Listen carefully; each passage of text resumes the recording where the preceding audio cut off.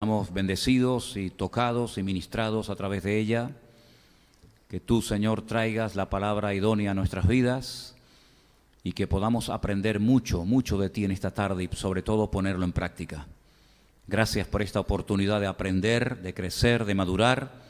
Dejamos este tiempo en tus manos en el nombre de Jesús. Amén. Los chicos pueden pasar a sus clases, por favor. Los demás nos quedamos aquí. Les recuerdo que en estos últimos cultos, en estas últimas reuniones, hemos estado hablando de un gran personaje de la Escritura, personaje que tiene un libro en la Biblia, el famoso y profundo libro de Daniel. Y el jueves hablamos acerca de este personaje. No sé cuántos de ustedes recuerdan lo que aquí se compartió, pero hoy vamos a volver a hablar de Daniel. Y si tuviéramos que ponerle un título a este mensaje, yo le pondría, por ejemplo, enséñame a hacer tu voluntad. Enséñame a hacer tu voluntad. Todos los cristianos del mundo creo que sabemos a estas alturas, y si no deberíamos de saberlo, que nuestra obligación y nuestro deber como creyentes es hacer la voluntad de Dios. Pero no siempre sabemos cómo se cumple o cómo hacemos para cumplir con la voluntad de Dios. Este título nace de un versículo que leía esta semana en uno de los salmos, concretamente en el Salmo 143, versículo 10.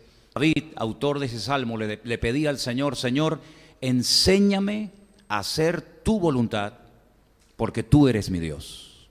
Enséñame, quiero aprender a hacer tu voluntad, porque si yo soy tu hijo y tú eres mi Dios, yo quiero hacer tu voluntad en mi vida. Si hay una persona en la historia bíblica que supo aceptar y llevar a cabo el diseño de Dios para su vida, sin lugar a dudas fue Daniel.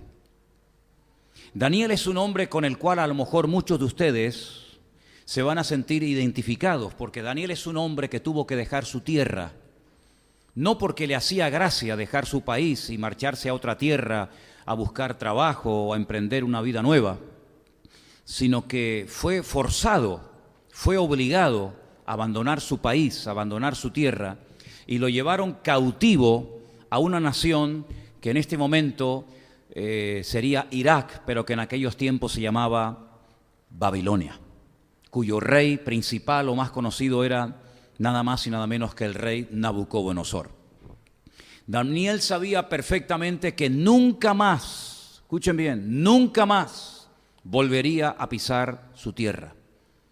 La parte sur del país de Israel donde él vivía, donde estaba generalmente, o donde estaba afincada las tribus de Judá y de Benjamín, allí estaba la ciudad de Jerusalén, allí estaba el templo, y todo eso quedó totalmente destruido. Nabucodonosor destruyó la ciudad, quemó el templo, tumbó las murallas.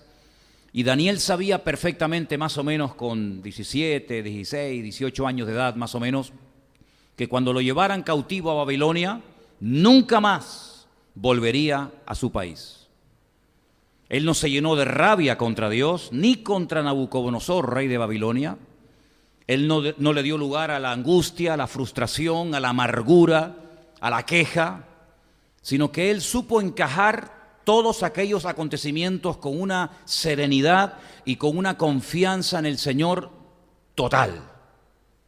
Porque él sabía perfectamente que aquellos acontecimientos no habían ocurrido por casualidad.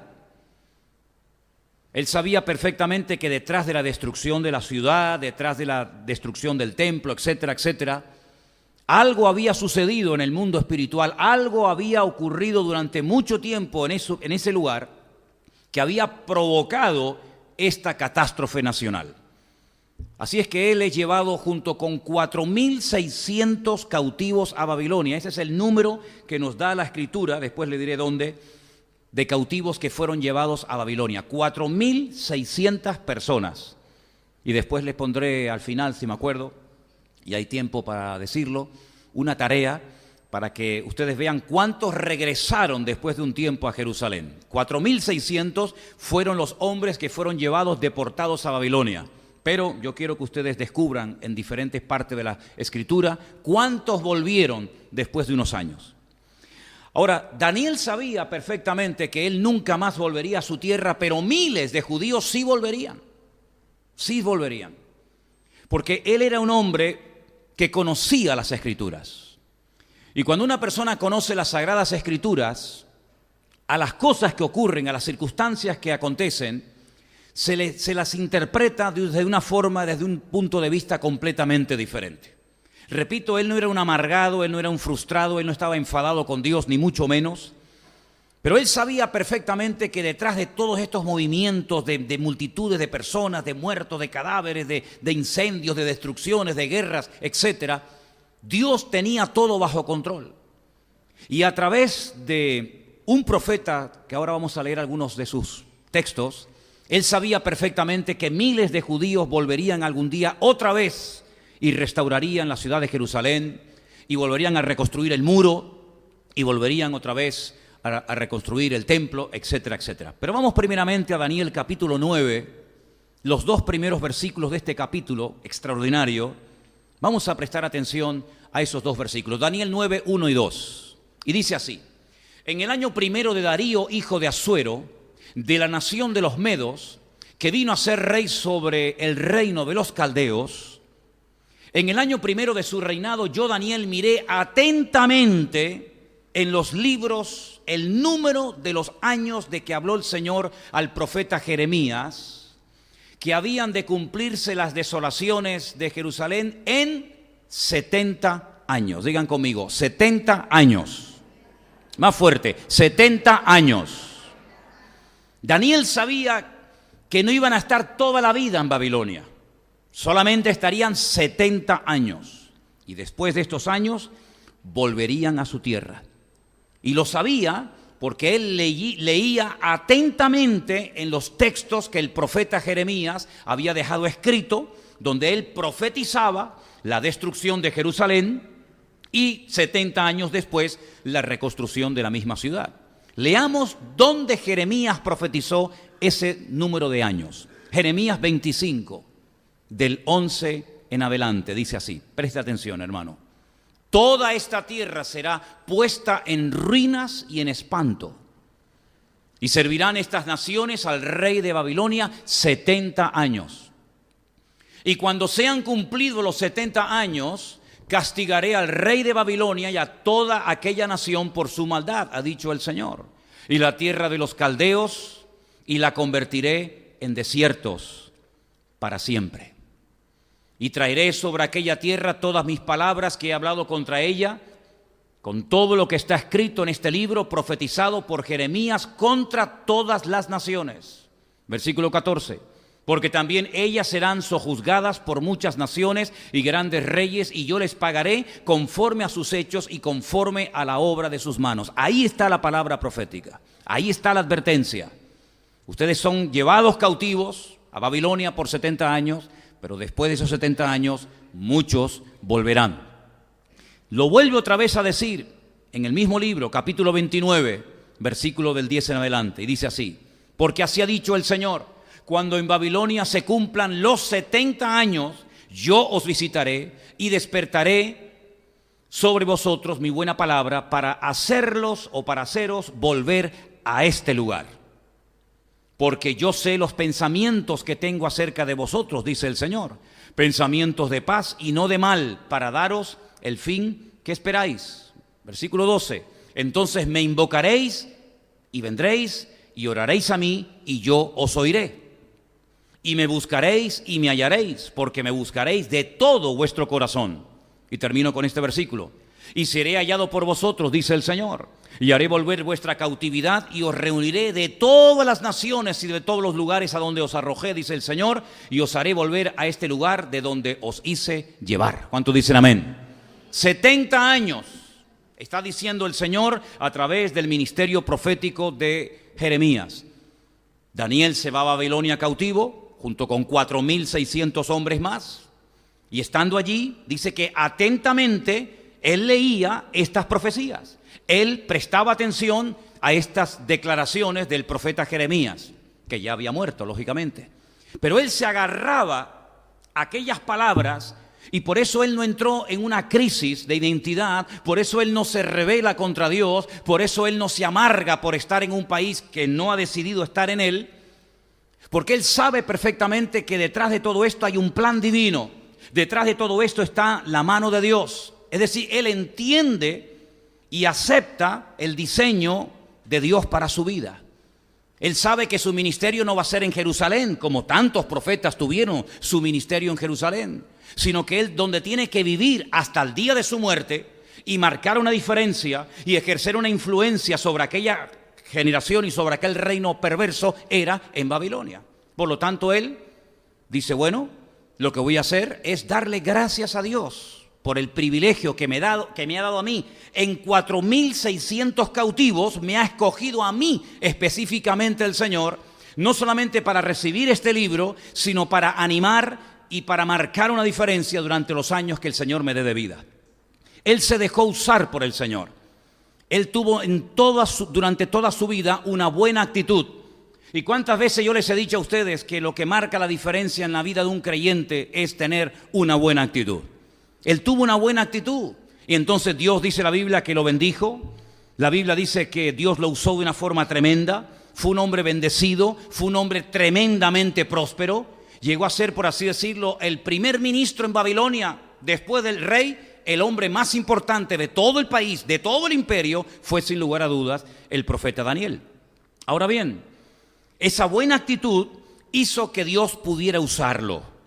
Esa buena actitud hizo que él entendiera las cosas que Dios quería hacer en aquella nación y a través de aquella nación. Él se dio cuenta que en más de una ocasión fue protegido sobrenaturalmente de la muerte. El jueves, por ejemplo, los que estuvieron aquí saben que él fue protegido de morir despedazado por leones.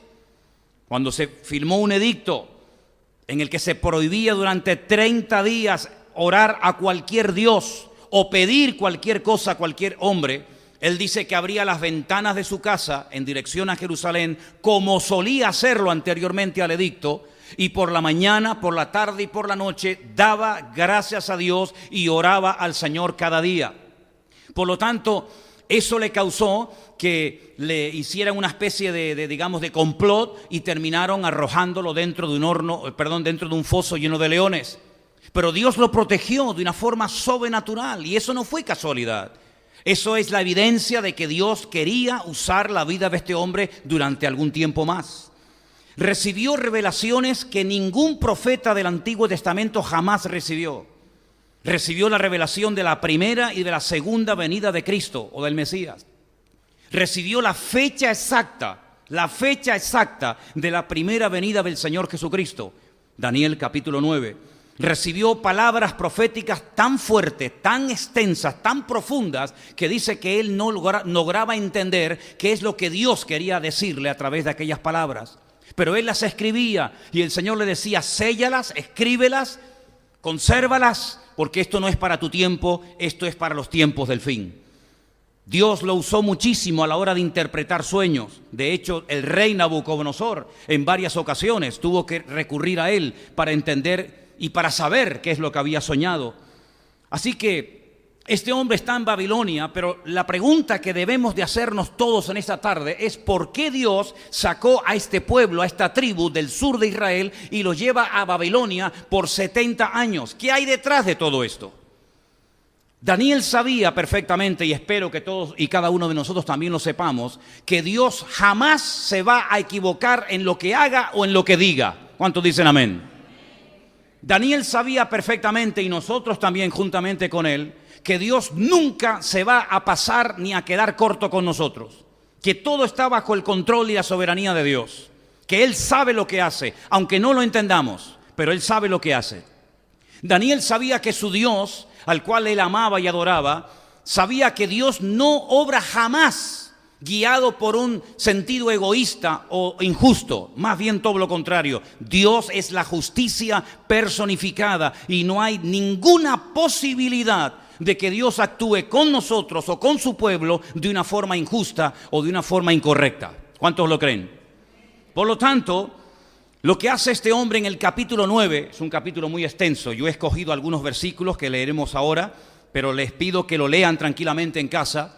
La primera parte del capítulo 9 es una oración, pero no una oración simple y para salir del paso, sino es una auténtica confesión pública de sus pecados y de los pecados de su país, que son los que han producido el cautiverio. Vamos a leer, por ejemplo, en Daniel capítulo 9, a partir del versículo 5 hasta el versículo 14, y van a darse cuenta de cosas muy interesantes que Daniel ora en esa oración. Daniel dice: hemos pecado, él se incluye, hemos pecado, hemos cometido iniquidad, hemos hecho impíamente, hemos sido rebeldes, nos hemos apartado de tus mandamientos y de tus ordenanzas. No hemos obedecido a tus siervos los profetas que en tu nombre hablaron a nuestros reyes, a nuestros príncipes, a nuestros padres y a todo el pueblo de la tierra. Tuya es, Señor, la justicia y nuestra la confusión de rostro, como en el día de hoy lleva todo hombre de Judá, los moradores de Jerusalén y todo Israel, los de cerca y los de lejos, en todas las tierras a donde los has echado a causa de su rebelión con que se rebelaron contra ti. Oh Señor, nuestra es la confusión de rostro de nuestros reyes, de nuestros príncipes y de nuestros padres, porque contra ti pecamos. Oh Señor Dios nuestro, del Señor Dios es el tener misericordia y el perdonar, aunque contra Él, otra vez lo menciona, nos hemos rebelado. No obedecimos a la voz del Señor nuestro Dios para andar en sus leyes que Él puso delante de nosotros por medio de sus siervos los profetas. Todo Israel traspasó tu ley, apartándose para no obedecer tu voz, por lo cual ha caído sobre nosotros la maldición y el juramento que está escrito en la ley de Moisés, siervo de Dios, porque contra él pecamos. Él ha cumplido la palabra que habló contra nosotros y contra nuestros jefes que nos gobernaron, trayendo sobre nosotros tan grande mal, pues nunca fue hecho debajo del cielo nada semejante a lo que se ha hecho contra Jerusalén. Conforme está escrito en la ley de Moisés, todo este mal vino sobre nosotros y no hemos implorado el favor del Señor nuestro Dios para convertirnos de nuestras maldades y entender tu verdad. Versículo 14. Por tanto, Señor, veló sobre el mal y lo trajo sobre nosotros, porque justo es el Señor Dios en todas sus obras que ha hecho, porque no obedecimos a su voz.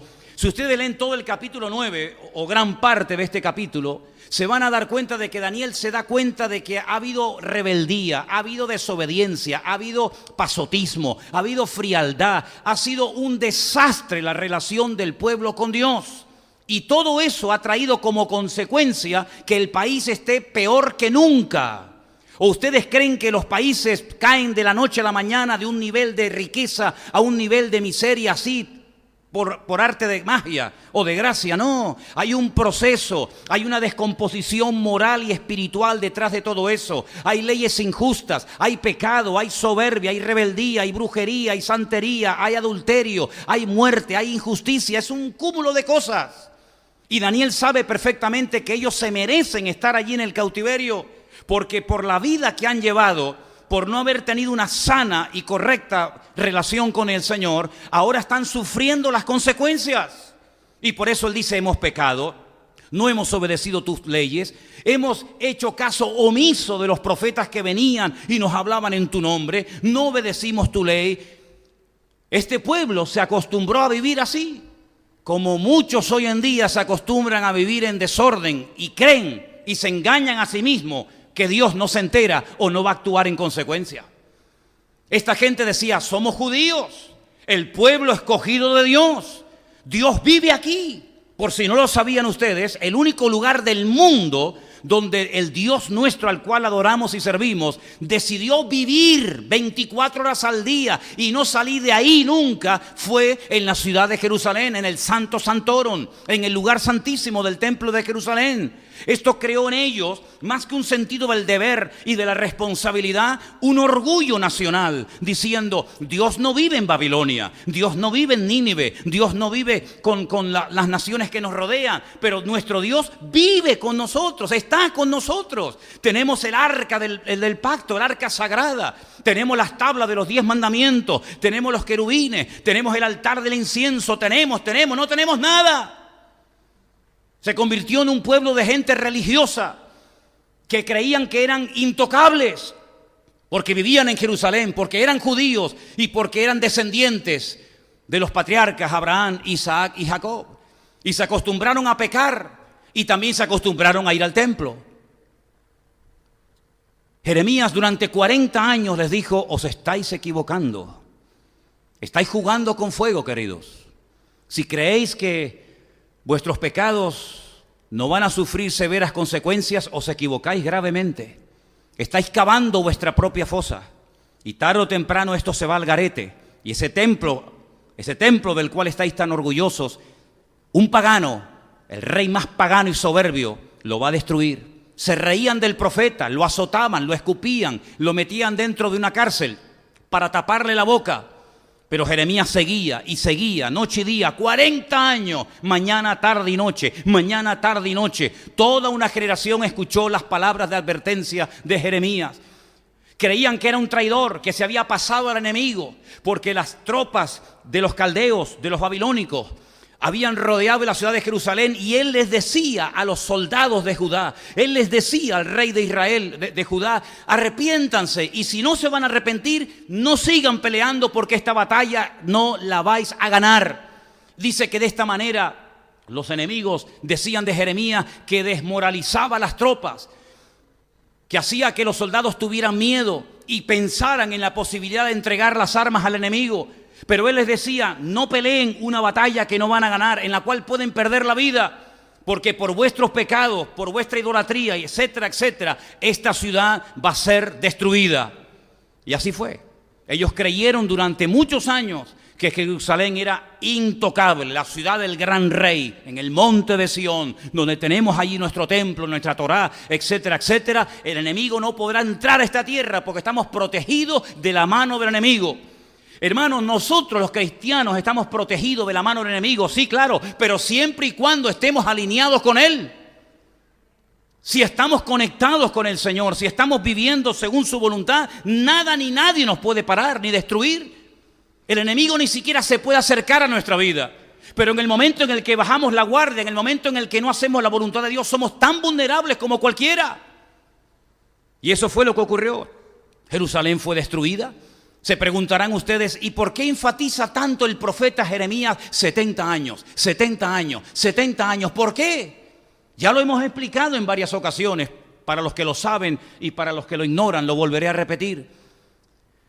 Dios les dio al pueblo de Israel una ley, una Torá, unas instrucciones, en las cuales hay 613 mandamientos.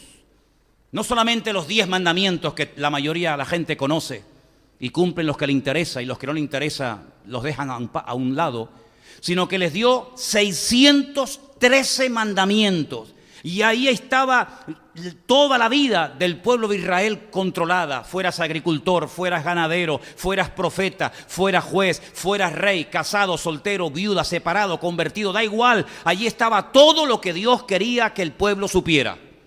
Una de las leyes que le dio, de las 613, consistía en el reposo de la tierra, en el descanso de la tierra cada 7 años. La Shemitá. Una ley que lógicamente solamente podían cumplirla los agricultores.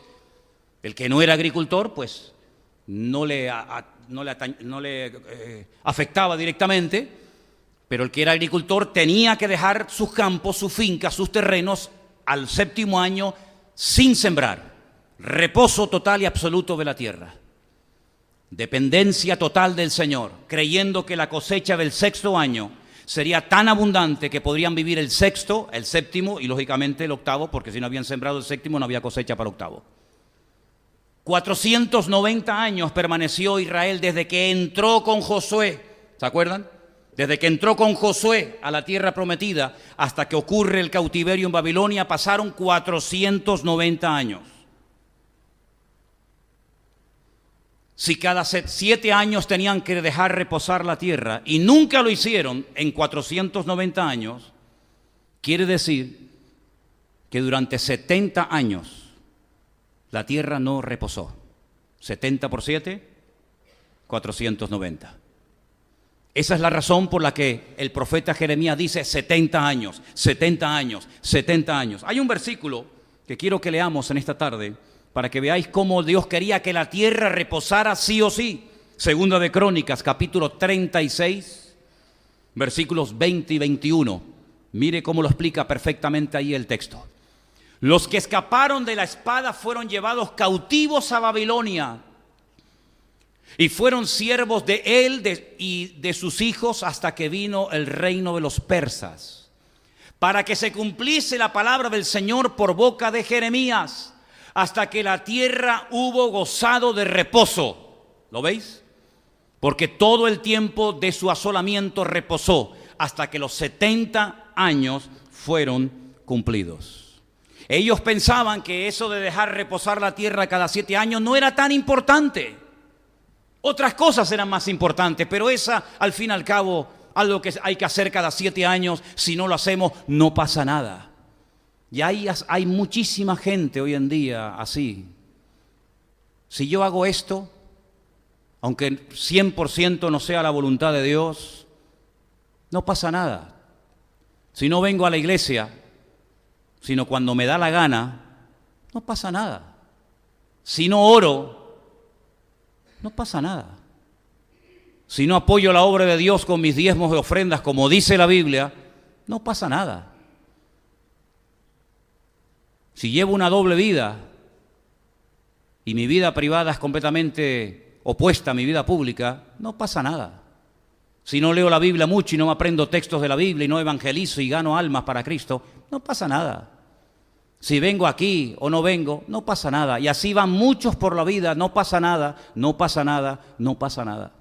Así se acostumbró a vivir Judá y Benjamín, con el no pasa nada. Dios es bueno. Y claro que Dios es bueno, y claro que Dios es amor. ¿Y quién dice lo contrario? Pero ese Dios que es bueno, ese Dios que es amor, también es un Dios justo. Y establece leyes y normas, te gusten o no te gusten. No es Dios el que se tiene que adaptar a nosotros. Somos nosotros los que tenemos que adaptarnos a Él y obedecerle a Él. No es que yo pellizco de la Biblia, esto me gusta, esto me gusta, esto me gusta, pero esto no me hace gracia, lo dejamos para un lado. O como algunos hacen, creyéndose sabios, y dice que algunos queriendo ser sabios hacen necios. Esto es para los cristianos, esto es para los judíos. Y cuando me interesa me hago judío, y cuando me interesa me hago cristiano. Y cuando me interesa digo esto era para antes, y cuando me interesa digo esto para ahora y para mí. Esa es la forma como viven muchos hoy en día, montándose su vida, su manera, ¿verdad? Con sus planes particulares. Así vivió esta gente durante años, y ahí estaban los profetas, un día, otro día, por la mañana, por la tarde, por la noche. No pasa nada, hasta que pasó. ¿Saben que el último rey, hubieron muchos, ustedes saben, el último rey que tuvo Jerusalén se llamó, ¿alguien sabe?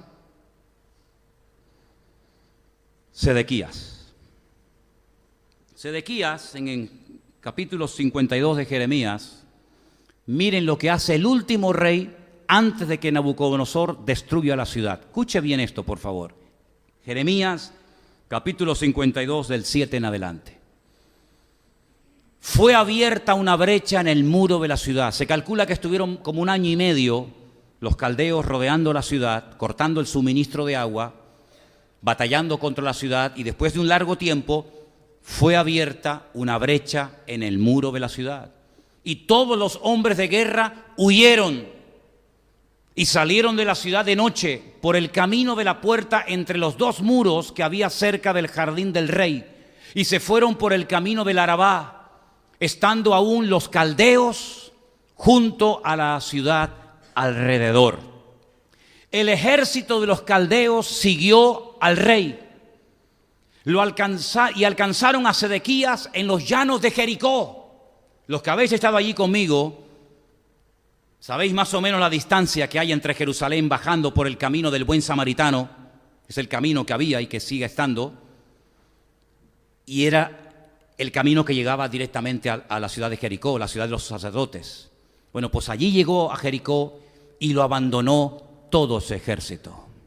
Entonces prendieron al rey y le hicieron venir al rey de Babilonia, a Ribla, en tierra de Hamat, donde pronunció sentencia contra él. Degolló el rey de Babilonia a los hijos de Sedequías delante de sus ojos. Imagínate que maten a tus hijos, que les corten el cuello delante de ti para que sufras. Y también degolló en Ribla a todos los príncipes de Judá. No obstante, el rey de Babilonia solo, le hizo un gran favor, solo le sacó los ojos. ¿Alguien voluntario esta tarde para que se lo saquemos a ver si duele? Solo le sacó los ojos. Ay, gracias.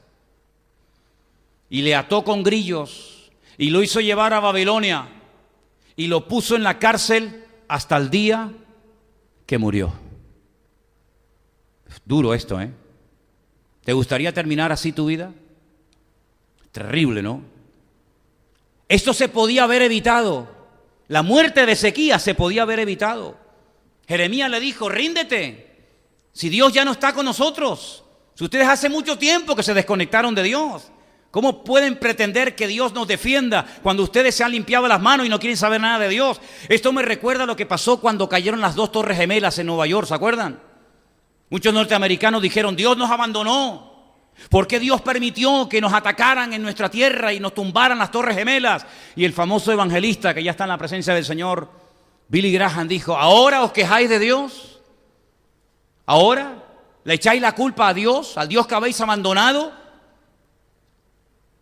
Después de haber quitado la oración en las escuelas, después de haber prohibido evangelizar en muchos estados de los Estados Unidos a una persona hablándole del evangelio, después de que habéis quitado la Biblia de muchos lugares, ¿ahora os quejáis de que Dios nos ha abandonado? Más bien deberíamos de arrepentirnos y de lamentarnos de haber abandonado nosotros al Señor y no el Señor a nosotros. Pues así pasó, así pasó. El profeta Jeremías le decía, mira, por la mala vida que llevas, Dios no te va a defender, estás solo. Y cuando uno tiene el respaldo de Dios, hermano, uno pelea hasta la muerte si hace falta. Pero cuando Dios no te respalda, ¿a qué te agarras? ¿Cuál es el punto de referencia? ¿Cuál es tu apoyo? Ríndete. No lo quiso hacer. Prefirió huir, creyendo que de esa manera iba a salvar su vida. Y dice que salió de noche por una de las puertas que aún se pueden visitar en Israel, la famosa cueva de Sedequías, donde tantas barbaridades se hacen cada año allí. Huyó con su ejército hasta el desierto, cerca de la ciudad de Jericó. Los soldados lo dejan más solo que la una. Llegan, lo atrapan, lo encadenan, le ponen grillos, le arrancan los ojos, se lo llevan a Babilonia y allí matan a sus hijos delante de él y allí muere como un perro. ¿Qué necesidad tiene la gente de sufrir? ¿Qué necesidad tiene de tocar fondo? ¿Qué necesidad tiene de terminar tus días botado como un perro en un garaje, en un solar o en un hospital o donde sea? ¿Qué necesidad tienen muchos que se llaman cristianos de terminar sus días así? Es que, ¿saben lo que pasa? Es que la actitud esa de que no pasa nada es mentira. El Señor dice que la paga del pecado siempre será la misma. Eso si lo leía un hermano del siglo I y lo lee un hermano del siglo IV y lo lee un hermano de la Edad Media y lo lee un cristiano de esta época, siempre leerá lo mismo, que la paga del pecado es la muerte. Pero algunos no se lo creen. Algunos no se lo creen. No importa que yo tenga una querida, no importa. ¿Qué más da? Dios es bueno. ¿Y qué importa si me congrego o no me congrego? ¿Qué más da? ¿Y qué más da si leo la Biblia o no leo? Total, Dios no sabe nada, no se entera. Es como un viejito cansado que ya tiene tantas cosas en la cabeza y tiene tantos asuntos que resolver, que ya si yo hago lo malo o lo bueno, Él ni se da cuenta. Pues no, Señor. Dice la Biblia que los ojos del Señor recorren toda la tierra y Él sabe perfectamente cómo estamos y sabe perfectamente lo que estamos haciendo. ¿Cuántos dicen amén? Ellos creían que podían hacer lo que les daba la gana, pues se equivocaron. Desde el más grande hasta el más pequeño, todos se equivocaron, todos. Ahora fíjense el método, ¿no? Primero viene la palabra, la amonestación. La palabra para sacudir a la gente, para amonestarte, para abrirte los ojos. ¿No haces caso? ¿No quieres oír? ¿Prefieres matar al vocero que hacer caso al mensaje? Muy bien. Viene el juicio, viene el castigo. En este caso, ustedes que aman tanto esta tierra, fuera de aquí, esta tierra es mía, porque la tierra de Israel no es de los judíos, la tierra de Israel es de Dios. Dios es el dueño, mía es la tierra y su plenitud. Aquí nadie tiene Tierra, aunque tengas tu título de propiedad, aunque tengas tus escrituras, el planeta Tierra le pertenece al único dueño, y el dueño de toda la Tierra es el Señor de los ejércitos. A Él sea la gloria. Así que si ustedes no cumplen con las condiciones que yo pongo para vivir aquí, fuera de mi tierra. Y lo sacó 70 años porque Dios había dicho: yo quiero que mi tierra, yo quiero que mi ciudad, yo quiero que mi país cada 7 años se pare y solamente se dediquen a orar, a cantar, a adorarme, a honrarme, a servirme, y que durante ese año no hagan nada más que honrarme y servirme a mí. ¿No queréis hacer caso? Fuera de mi tierra 70 años. Y esas profecías que habían quedado escritas por la pluma de Jeremías, se las llevó. Allí estaban las escrituras en Babilonia. Y Daniel leía y decía: algún día saldréis de aquí. Algún día saldréis de aquí. Él no iba a volver otra vez a Jerusalén, pero Dios algún día va a restaurar y Dios algún día va a bendecirnos. ¿Cuántos dicen amén? Quiero leerles un versículo. Quiero leerles en Jeremías, el capítulo 52, versículos del 28 al 30. Dice: este pueblo que Nabucodonosor llevó cautivo en el año séptimo, llevó a 3.023 hombres de Judá. En el año 18 del mismo rey Nabucodonosor, llevó cautivas de Jerusalén a 832 personas. En el año 23, hay como grupos, ¿no? En el año 23, Nabuzaradán, capitán de la guardia, llevó cautivas a 745 personas de los hombres de Judá. Todas las personas en total fueron, ¿cuántas? 4.600. Es decir, 4.600 personas se lleva cautivas, aparte de los que había matado, los que habían destruido en Jerusalén. 4.600 personas se los lleva cautivos a Babilonia. El salmo que se leyó esta tarde tiene que ver con los cautivos que fueron llevados a la fuerza a Babilonia. ¿Se acuerdan el salmo? Pónmelo otra vez. Ese Salmo 137. Cuando llegan a Babilonia, cansados, heridos, maltratados, pero con algunos instrumentos musicales, junto a los ríos de Babilonia. ¿Cuáles son los ríos de Babilonia? ¿Por qué se llama Mesopotamia? Porque están los dos ríos, el Tigris y el Éufrates, exactamente. Junto a esos ríos de Babilonia, allí nos sentábamos y llorábamos, acordándonos de Sión. Sión es una palabra que se utiliza muchas veces para referirse a Jerusalén, aunque hay un monte a las afueras de Jerusalén que se llama el monte de Sión, pero muchas veces en vez de decir Jerusalén, se emplea la palabra Sión, ¿vale? Sobre los sauces, esos árboles que están junto a las riberas de los ríos, ¿sabéis cómo son, verdad? En medio de ella colgamos nuestras arpas. No tenían ganas de cantar, se les fue el gozo, se les fue la alegría. Los que nos habían llevado cautivos, los caldeos, los babilónicos, nos pedían que cantásemos. Oye, pues aprovechemos, aunque estamos doloridos y sin fuerzas, aunque estamos humillados, aunque estamos cansados, aunque estamos destruidos porque han quemado nuestra ciudad. Bueno, si los inconversos nos piden que les cantemos, aprovechemos la tesitura, aprovechemos el momento para por lo menos hablar de nuestro Dios y cantarles algún salmo y dar testimonio. No, dice, los que nos habían desolado nos pedían alegría y decían: cantadnos alguno de los cánticos de Sión. Y ellos decían: ¿cómo cantaremos cántico al Señor en tierra de extraños? Y ahí viene esa frase que la encuentras por todas partes, y los colgantes, si me olvidare de ti, Jerusalén, pierda mi diestra su destreza y mi lengua se pegue a mi paladar. Eso decía, o dice el Salmo, ¿verdad? Tremendo, ¿no? Esa tristeza, ese dolor, todo eso se podía haber evitado perfectamente, pero no hicieron caso a las palabras de Dios. Tampoco hicieron caso los hombres, la humanidad en los tiempos de Noé. Noé les hablaba y les predicaba y les advertía que viene el diluvio, prepárense. ¿Qué se creen que este arca que estoy construyendo es porque estoy aburrido y no tengo que hacer otra cosa en la vida? Nada, no le hicieron caso. Solo 8 personas se salvaron de toda la humanidad. Fueron más obedientes los camellos, los mulos, las ovejas, los animales fueron más obedientes y más sumisos al llamado de Noé que los seres humanos. Toda la raza humana pereció, salvo los 8 que entraron. ¿Qué les parece? Dios siempre hablando, Dios siempre advirtiendo, Dios siempre diciendo arrepiéntanse, buscad al Señor en tanto que hay tiempo, vuelvan a Dios, mira que las puertas están abiertas, mira que... Nada. Ahora no son capaces ni de cantar, ahora no son capaces ni de hacer absolutamente nada. 4.600 personas llevadas cautivas. Yo les quisiera hacer una pregunta esta tarde a ustedes. ¿Alguien de los aquí presentes o alguien de los que nos ve sabe lo que le pasó y sabe los detalles de lo que le pasó a cada una de estas 4.600 personas? ¿Verdad que no? ¿Verdad que no?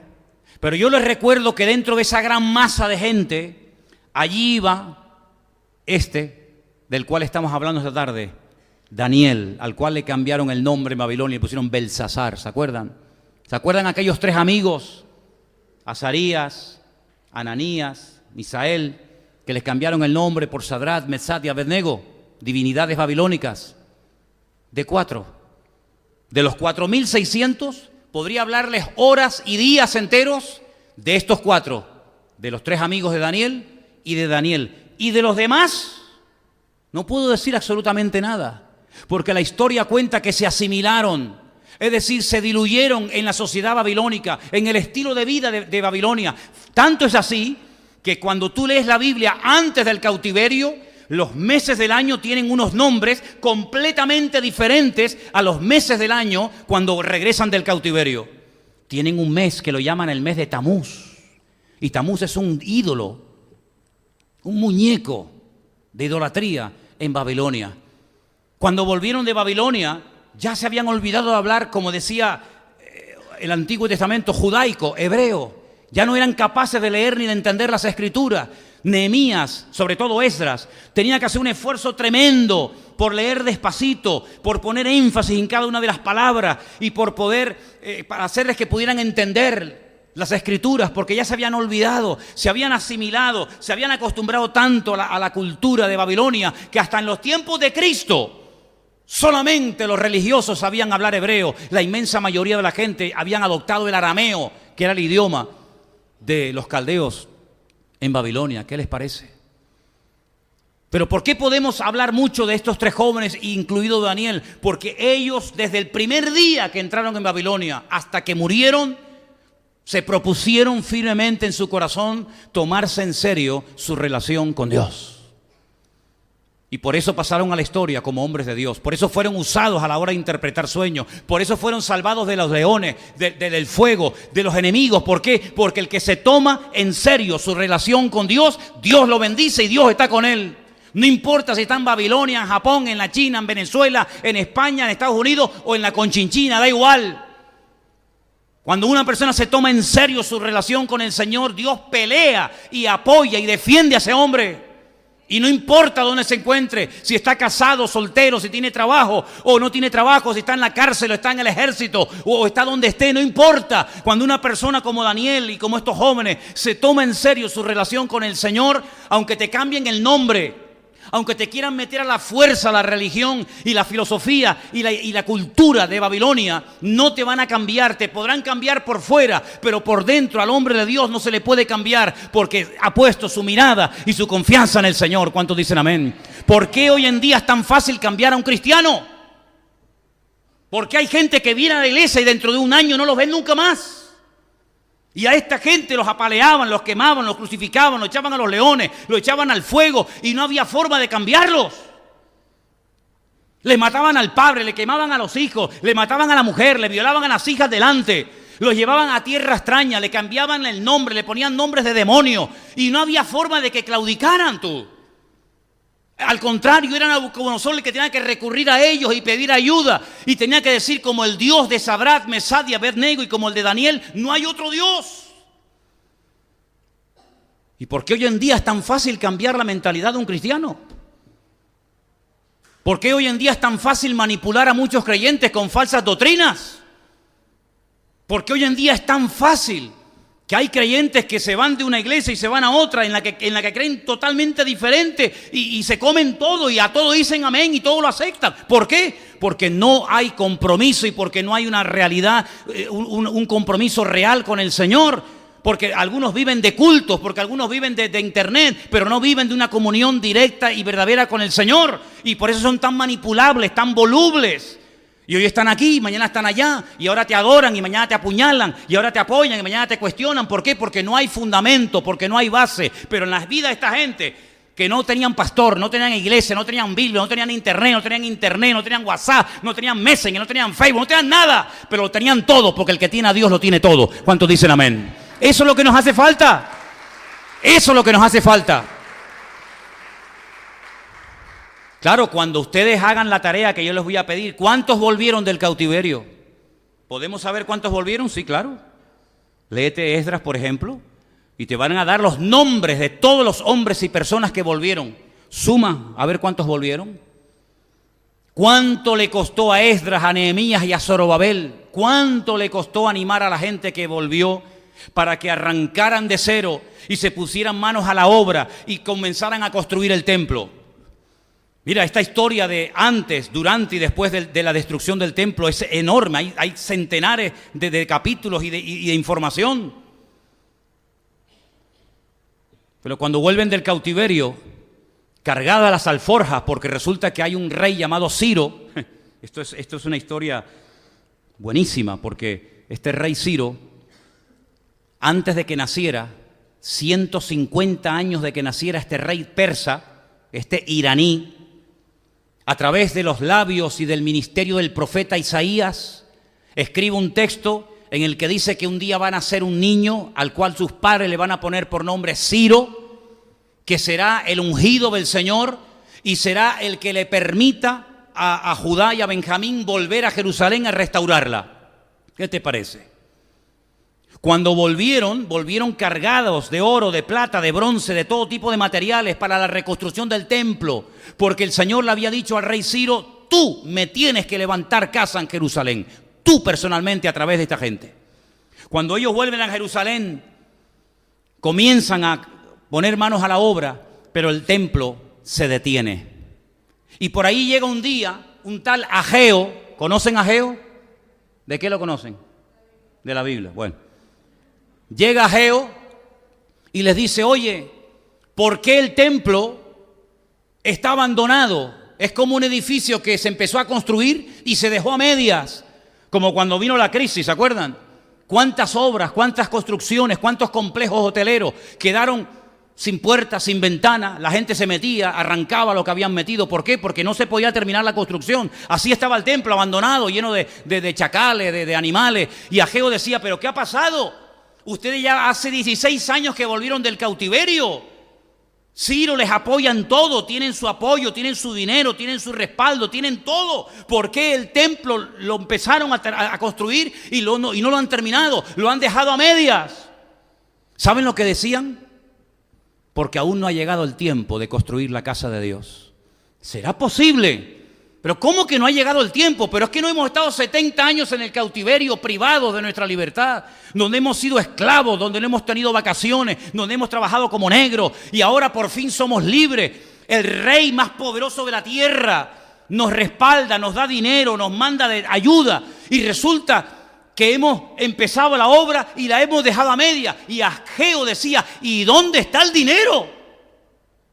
¿Dónde está todo el oro y las piedras preciosas? ¿Dónde está todo el recurso material que habían traído? ¿Dónde rayos lo han metido? Y le dicen: es que nosotros nos hemos construido nuestras casas con todo eso. ¿Cómo? Y Ageo dice: pero ¿cómo es posible que ustedes digan que no es tiempo para trabajar para Dios? Y os habéis construido unas mansiones alucinantes con el dinero que era para Dios. ¿Pero qué estáis haciendo? Cuando de esto se enteran Esdras, cuando esto lo oye Nehemías, se arrancan los pelos de la cabeza, se lanzan contra la gente. Dice: pero es que no aprendéis de la historia. Vuelven otra vez a casarse con quien no tienen que casarse, vuelven otra vez a hacer negocios con los inconversos, vuelven otra vez a profanar el Shabbat, vuelven otra vez a lo mismo o peor. Y entonces esta gente se desesperaba y decía, pero otra vez vais a caer en la misma piedra, otra vez en los mismos pecados. ¿No os dais cuenta que nuestros antepasados fueron deportados a Babilonia por 70 años por lo que estáis haciendo ahora vosotros? Es que no terminamos de aprender. Es una tragedia que algunos cristianos tengan que enfermarse o ver a un hijo enfermo o en la droga para decir, voy a comenzar a ir a la iglesia, a orar un poquito más y a leer la Biblia. Pues existe gente así, aunque parezca mentira. ¿Nos tienen que venir desgracias para que busquemos a Dios? Pues bienvenidas sean las desgracias. Si a través de ellas aprendemos y buscamos a Dios, que empiecen a caernos todas encima. Pero esa no es la forma, ese no es el método que Dios quiere para nosotros, que somos sus hijos y su pueblo y su amada iglesia. Él nos habla y nos instruye a través de su palabra, pero ¿cuántas veces nos tiene que hablar Dios? ¿Cuántos sermones más nos faltan por oír para darnos cuenta de que el no pasa nada es mentira? Sí pasa, aunque por un tiempo parece que escapo. Bueno, pues queridos hermanos, en este ambiente se crió Daniel hasta el día de su muerte. Él nunca más volvió a Jerusalén, él no vio el templo reconstruido, pero él fue fiel a Dios hasta el día de su muerte, porque él sabía que ese era el lugar y el tiempo en el cual tenía que servir a Dios. ¿Cuántos dicen amén? ¿Y nosotros? ¿Cuánto más les tengo que predicar ya a ustedes? ¿Saben cuántos años llevo subido a este púlpito? ¿Saben cuántos sermones hay almacenados en internet? ¿Saben cuántas horas de estudio bíblico y de predicaciones y de consejos y de oraciones hemos tenido en estos últimos 17 años? Si echáramos suma y comenzáramos a sumar todos los sermones, los estudios bíblicos, las oraciones, los consejos, las palabras, no sé qué, no sé cuánto,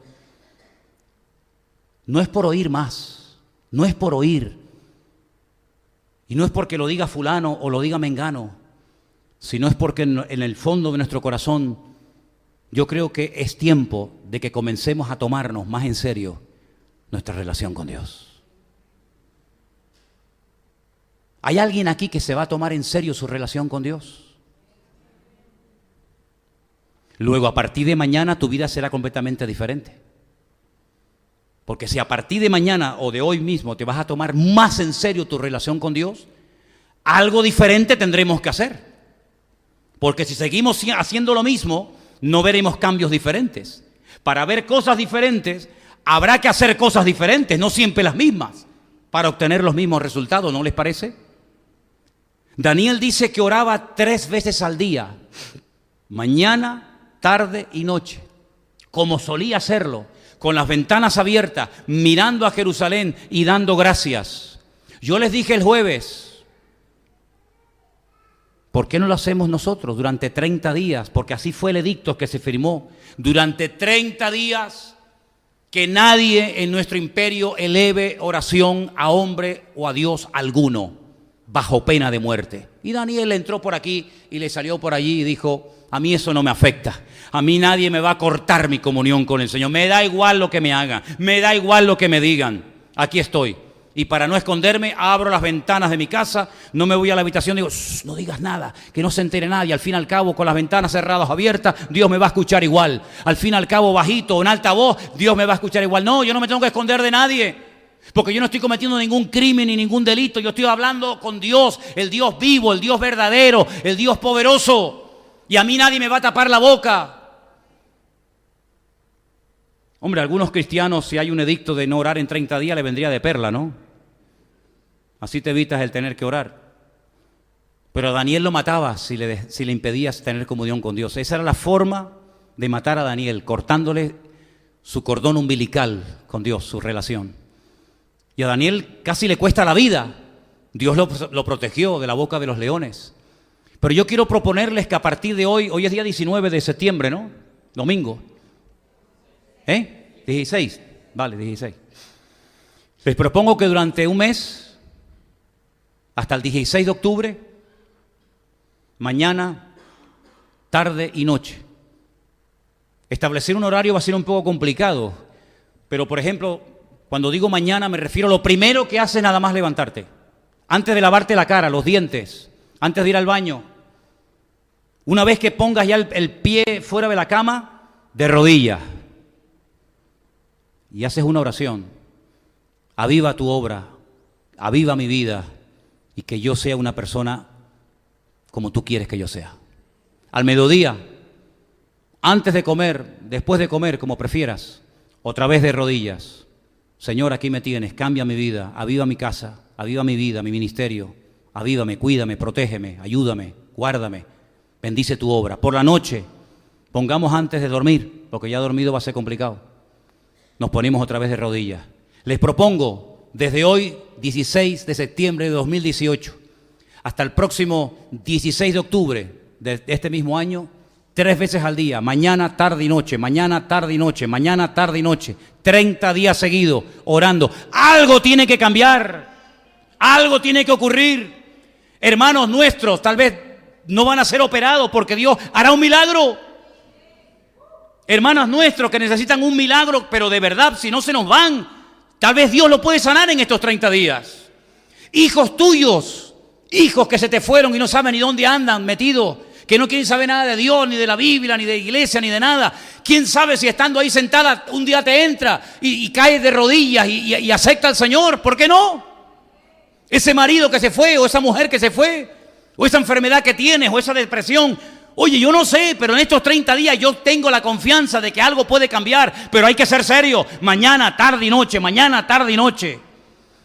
Y si no pasa nada, y si todo sigue igual, que no lo creo después de 30 días, por lo menos oré mañana, tarde y noche durante 30 días a mi Señor.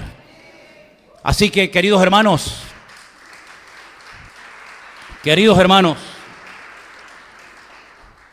no busco gente que para quedar bien digan, sí, yo lo voy a hacer.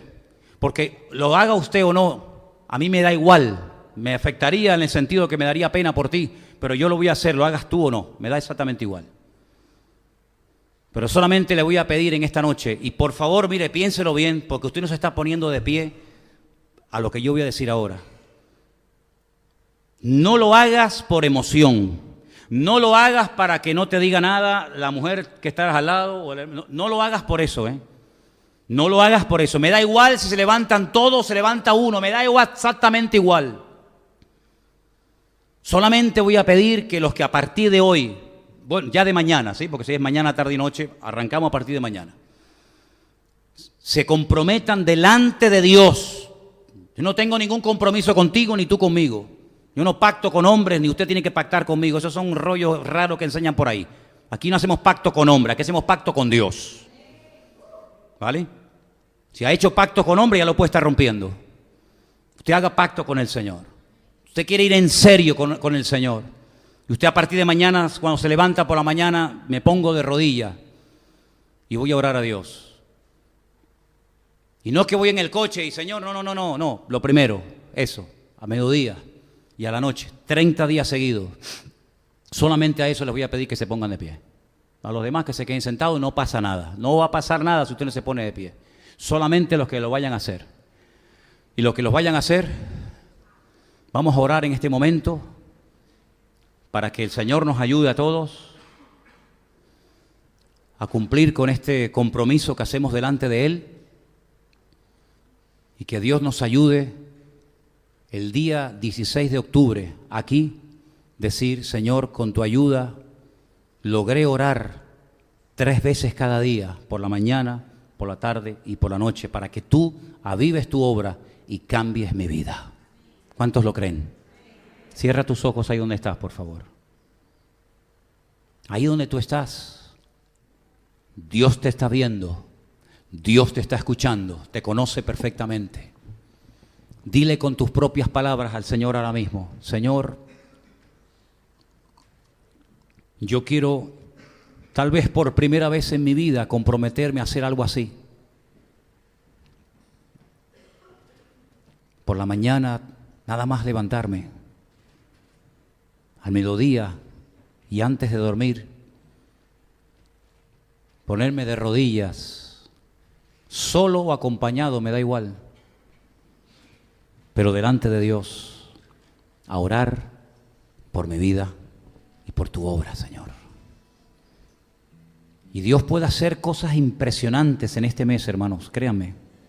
Estamos a punto probablemente de ver cosas que nunca en nuestra vida se nos habían ni siquiera pasado por la mente que veríamos. Pero Dios nos puede dar grandes sorpresas. Nuestra hermana Rosy necesita un milagro. Nuestro hermano Armando necesita un milagro. Yolanda necesita un milagro. Muchos de los que estamos aquí necesitamos un milagro, un cambio, una renovación espiritual, una transformación interior. No me digan ustedes que hemos llegado a un punto en nuestra vida en el que ya estamos totalmente satisfechos y a nosotros no nos hace falta de nada.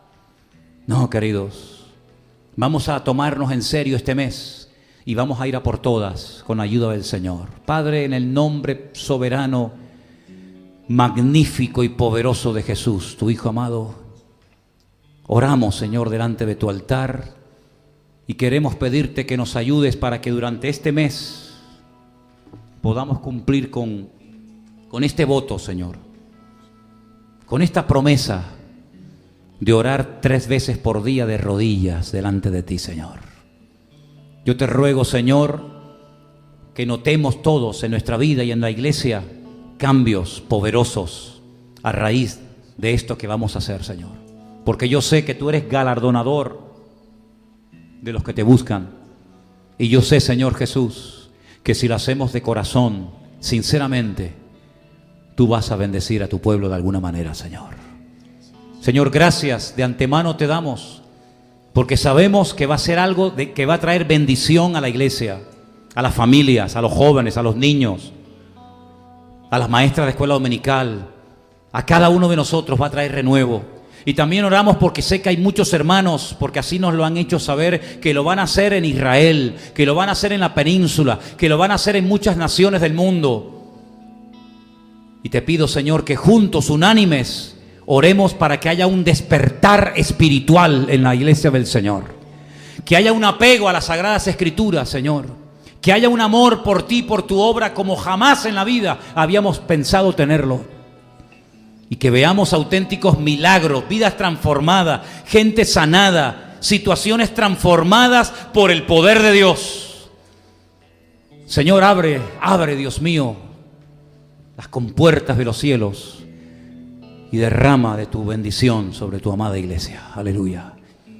Y te damos gracias porque sabemos que con tu ayuda lo conseguiremos. En el nombre de Cristo Jesús. Amén y amén. Fuertes aplausos al Señor en esta noche. Que vive en Zaragoza, hermano Juan Ramón, y la zona de Aragón, que son 3 provincias, como bien saben ustedes, Huesca, Zaragoza y Teruel. En las iglesias no se puede cantar, Así es que si fuéramos ahora miembros, que yo no sé si esa ley llegara aquí, no sé hasta qué punto, no lo sé, ¿no? Pero lo que está claro es que en esa región de España han dicho que en las iglesias no se puede cantar. Y mira tú qué privilegio el que hemos tenido nosotros esta tarde de poder cantar a nuestro Dios. Valoremos, hermano, mire, le digo de verdad, yo sé que es algo normal para nosotros cantar y venir a la iglesia y leer la Biblia y tener un tiempo de alabanza. Todo eso para nosotros ya es normal, ¿sí? No nos toma de sorpresa.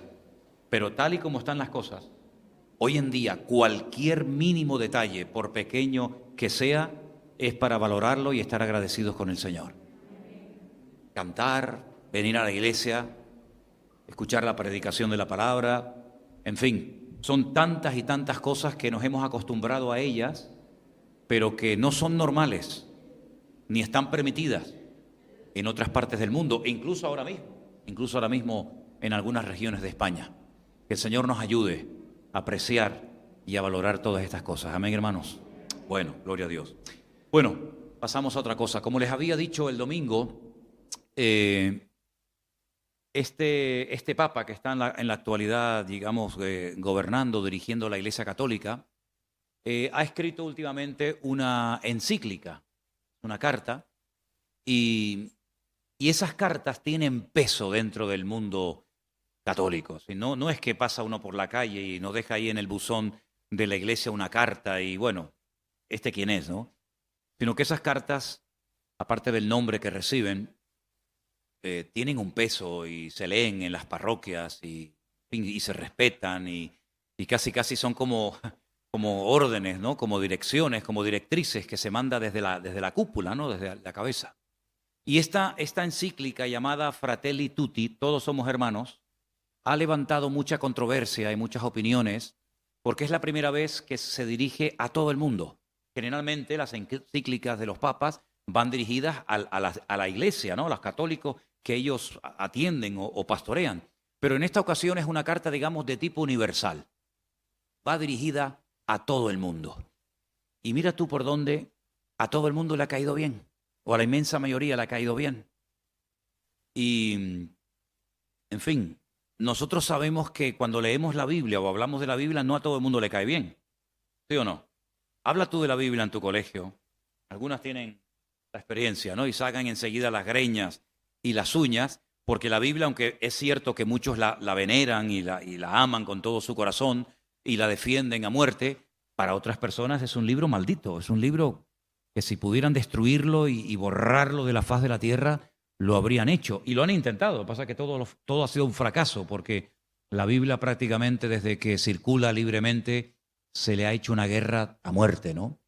Y no le cae bien a todo el mundo, ¿verdad? Hay gente que la cuestiona, que la critica, que se burla de ella, pero que un papa escriba una carta y que le caiga bien a todo el mundo ya suena raro, ¿no?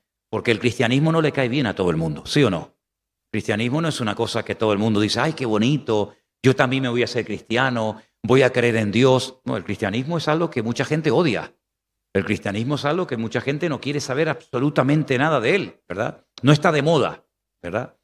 Bueno, pues alguien ha hecho una especie de reportaje de vídeo comentando esta encíclica, Fratelli Tutti, como se llama. Vamos a ver ese pequeño vídeo y después vamos a leer algunos textos de la palabra de Dios. ¿Está preparado el vídeo? Vamos a ponerlo y vamos a prestar mucha atención porque hay partes de la encíclica, hay parte de esta carta que se van a mencionar literalmente y van a salir partes subrayadas. Así que preste mucha atención para que si oyen por ahí hablar de este tema, sepan de lo que se trata. Así que vamos a poner el vídeo y lo vemos. Una encíclica es una carta en la que el Papa da instrucciones a los fieles católicos, pero por primera vez, esta está abierta al mundo entero. La encíclica Fratelli Tutti es una compilación.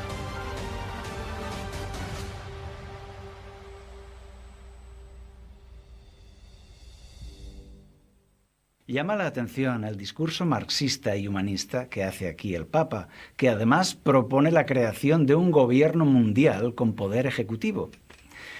Una encíclica donde la solución para el hombre ya no es el arrepentimiento ni la conversión, sino un nuevo orden mundial que eduque a todos en la igualdad y la concordia. La solución para el hombre ya no es la cruz de Cristo, sino la nueva cultura del encuentro y la solidaridad, y da igual cuál sea tu religión. Por eso, la encíclica Fratelli Tutti ha sido alabada por los enemigos del cristianismo, como los partidos de izquierda. Pedro Sánchez, presidente de España, la aplaude y la agradece. Alberto Garzón, ministro y comunista, Íñigo Errejón, etc. La gran logia masónica de España celebra que esos son los ideales masónicos. Y así la lista de alabanzas es interminable, incluyendo líderes religiosos cristianos y musulmanes. La cadena CNN, primera cadena informativa del mundo, la llama el mayor regalo de Francisco. Pero al mismo tiempo, muchos católicos practicantes publican su desagrado, su decepción, diciendo que el Papa se equivoca en este giro humanista. Diferentes corrientes de opinión católicas están denunciando que esto no es el cristianismo de la Biblia. Monseñor Viganó, arzobispo católico, declara: daría la impresión de que esta encíclica fue escrita por un masón. Duras palabras. También en Estados Unidos, Luis Román, del canal católico, dice: oren por el Papa, que quizá Dios le dé una bofetada y le haga despertar. También Vicente Montesinos, del canal católico Adoración y Libertad, dice: la jerarquía ocupa que está en el Vaticano lleva adelante un plan globalista y masón. Y añade: no es momento de callar, el que está con Bergoglio está contra Cristo. ¡Qué palabras más duras! Suenan espadas en el mundo católico. Amigos, hay mucha gente muy afectada con todo esto, sufriendo. Se sienten traicionados. ¿Por qué? En la encíclica Fratelli Tutti, Francisco expone la necesidad de una autoridad mundial dotada de poder que esté por encima de los estados y que lleve adelante la agenda globalista. También dice que los gobiernos nacionales deben entregar su poder a ese gobierno mundial. Objetivo: la solidaridad. Las regiones deben ceder su identidad cultural por el bien común y también el individualismo personal debe ceder. Propone una reforma de la ONU y del sistema económico para crear la familia de naciones, un nuevo ordenamiento mundial jurídico, político y económico.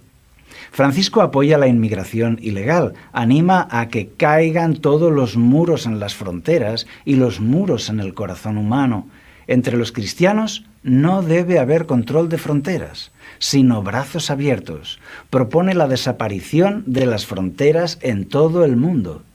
Francisco dice que la crisis de la COVID-19 ha mostrado la incapacidad de la humanidad de actuar conjuntamente. Por eso necesitamos otra estructura mundial que sea fuerte y solidaria. Y aquí quiero mencionar algo. El libro de Apocalipsis, en el capítulo 13, profetiza un futuro donde el mundo adora a un gobierno mundial al que llama la bestia. Apocalipsis 13:8 dice: y la adoraron todos los moradores de la tierra, cuyos nombres no estaban escritos en el libro de la vida. Así, Dios nos advierte de este nuevo orden mundial. Para nosotros es emocionante ver cómo esta profecía de la Biblia va camino de su cumplimiento. El Papa impulsando un gobierno mundial que se presenta ahora como solidario, pero que será autoritario e intolerante. En el capítulo 5, titulado La mejor política, Francisco aborrece la economía del libre mercado. El sistema actual de liberalismo económico debe destruirse, porque su objetivo no es ayudar al hombre, sino las ganancias. Pide que los empresarios creen trabajo para las personas, pero no por el beneficio. Francisco dice: la ambición desenfrenada de dinero que impera hoy, ese es el estiércol del diablo. Las reglas económicas actuales no son buenas, pues no ayudan al desarrollo integral del hombre. Ataca la propiedad privada. Dice que la propiedad debe estar al servicio de todos. Se necesitan nuevas instituciones. La política no debe estar al servicio de la economía, sino al servicio de los más necesitados. Francisco dice que las naciones occidentales, que han prosperado con el capitalismo, no deben ser tomadas como ejemplo, porque aumentó la riqueza, pero no la equidad. Pero no tiene ni una palabra de crítica hacia los regímenes comunistas. Permitidme aquí un comentario. Cuando Dios organizó a su pueblo, Israel, dio a cada familia un pedazo de tierra en propiedad privada. No organizó un sistema comunista en el pueblo de Israel, sino que Josué capítulo 14 nos habla de la propiedad privada. Es aprobada por Dios si está acompañada de generosidad. Los periódicos dicen que no hay cifras oficiales de cuánto dinero tiene el Vaticano. Además, está a nombre de un universo de diferentes congregaciones, bancos, fundaciones y un sinfín de entidades en los países del mundo. Basta con decir que cada una de ellas es un cliente VIP para los bancos. Hay bancos que tienen departamentos aparte dedicados solo a los negocios del clero. El Vaticano compra deuda del gobierno de España. Esto es especulación financiera. La voracidad del Vaticano por aumentar sus riquezas llega a generar escándalos que leemos en la prensa. Por mencionar solo uno de hace unos meses, fondos de caridad donados para los más pobres fueron destinados a inversión inmobiliaria en Londres. Así es, se trata de una colecta de donativos para los más pobres llamada el Óbolo de San Pedro. pero se usó para la especulación. Era un fondo de 650 millones de euros. Solo ese fondo. Los periódicos lo han llamado la escandalosa operación inmobiliaria de Londres. Búscala en Google. He tomado el dato de clarín.com, 1 de noviembre de 2019. Entonces, ¿por qué Francisco rechaza el capitalismo en su encíclica mientras su organización lo abraza en la práctica diaria? Si Francisco cree que no se debe amasar fortunas cuando hay hambre en el mundo, ¿por qué no predica con el ejemplo? En el capítulo 2, titulado Un extraño en el camino, Francisco dice que la parábola del buen samaritano es un mandato a la solidaridad internacional que debemos cuidar al necesitado. En esta parábola hay un herido tirado en el suelo. Pasa un clérigo y no le ayuda. Luego pasa otro y tampoco. Hasta que pasa un extranjero de otra religión y éste sí que le ayuda y le salva. Amigo que me escuchas, abre los ojos. A día de hoy, el Papa Francisco se parece más a aquel sacerdote de la parábola, que ve a los que sufren y pasa de largo, que teniendo una inmensa fortuna no la comparte. Y tú dirás, pero Cáritas hace una labor de ayuda.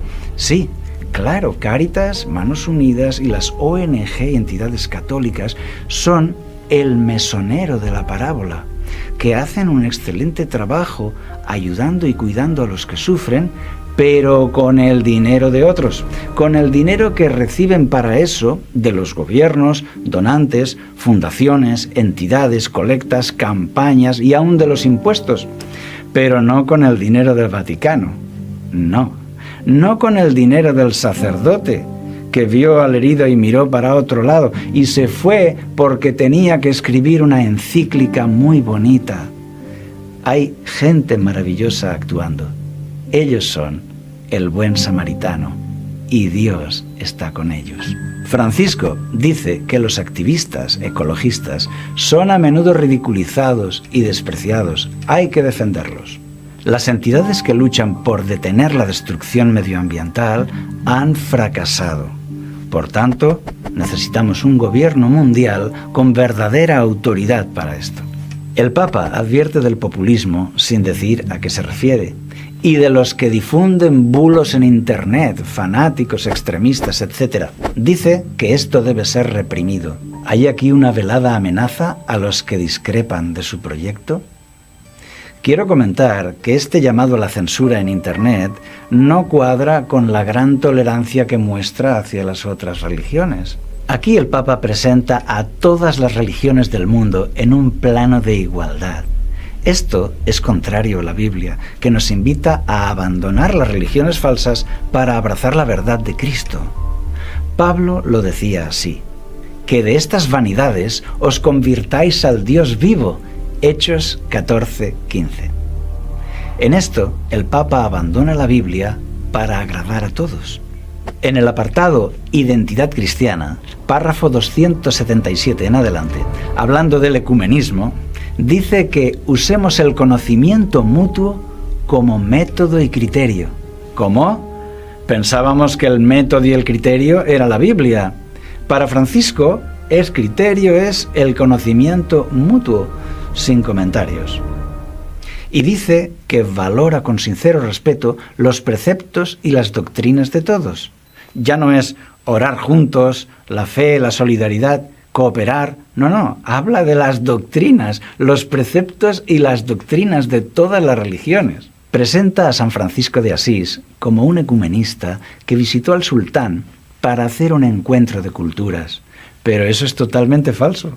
Los cronistas escribieron que San Francisco trató con todas sus fuerzas de que el sultán se convirtiera en católico y dejara de ser musulmán. Unos 8:15. Pero para Francisco basta con haber nacido físicamente. La Biblia enseña que con la entrega a Cristo nuestro nombre es escrito en el libro de la vida y somos hechos hijos de Dios. Juan, capítulo 1, versículo 12. Para Francisco, todos somos ya hijos de Dios, ya sea que tengan cualquier creencia o ninguna. La Biblia enseña que con el bautismo, los salvos entramos en la Iglesia, Hechos 2:47, que es el cuerpo místico de Cristo, pero para Bergoglio basta con formar parte de la humanidad. Esta visión ecuménica contribuye a la construcción del nuevo orden mundial. Aquí, Francisco renuncia a algunas enseñanzas bíblicas para ser universalista y ser atractivo a todos. Un alto cargo católico, el arzobispo Carlo Maria Vigano, fue embajador del Vaticano en Estados Unidos. Comentando la encíclica, dice: esta encíclica constituye el manifiesto ideológico de Bergoglio, su profesión de fe masónica, así como su candidatura a la presidencia de la religión universal, sierra del nuevo orden mundial. En este canal estamos totalmente de acuerdo con esto. El Papa presenta una utopía hermosa, todos unidos, todos amigos, tolerantes y felices. Pero el objetivo del Evangelio es que se entreguen a Cristo para el perdón de sus pecados. Cristo busca nuestra salvación y Francisco una reorganización del poder mundial. Francisco habla de una humanidad que adquiere conciencia, donde son los hombres los que resuelven los problemas del mundo y lo sobrenatural está ausente. Esto no es nuevo, se llama marxismo y masonería, pero no cristianismo. Francisco fortalece aquí los pilares del nuevo orden mundial. Un gobierno mundial, desaparición de las fronteras, los gobiernos nacionales pierden su poder, abolición de la propiedad privada, pérdida de las entidades diferenciadas, inmigración libre y sin control, ecologismo. ¿Conseguirá el Papa ser presidente de la religión mundial? Las profecías de la Biblia nos dicen que el papado tendrá éxito en delinear una religión global y también en conseguir poder en el nuevo orden mundial. La pregunta es, ¿podemos confiar en él? Bueno, en su encíclica hemos visto que habla contra el capitalismo mientras se enriquece con la banca vaticana. Pide la igualdad para la mujer mientras en su propia organización la relega a un segundo plano. Pide que se derriben los muros de las fronteras mientras los muros que rodean al Estado Vaticano siguen muy altos y herméticos.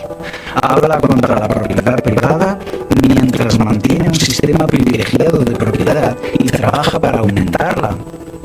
Habla de compartir mientras guarda celosamente sus reservas de oro y los tesoros del Vaticano.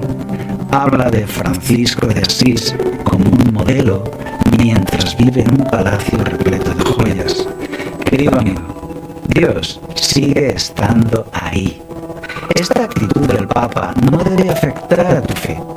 No te desanimes.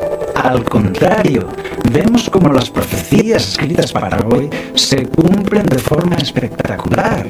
Razón de más para creer, razón de más para confiar en Dios. El clero puede ser desanimador, pero por suerte no lo necesitamos. Tú puedes hablar con Dios cara a cara.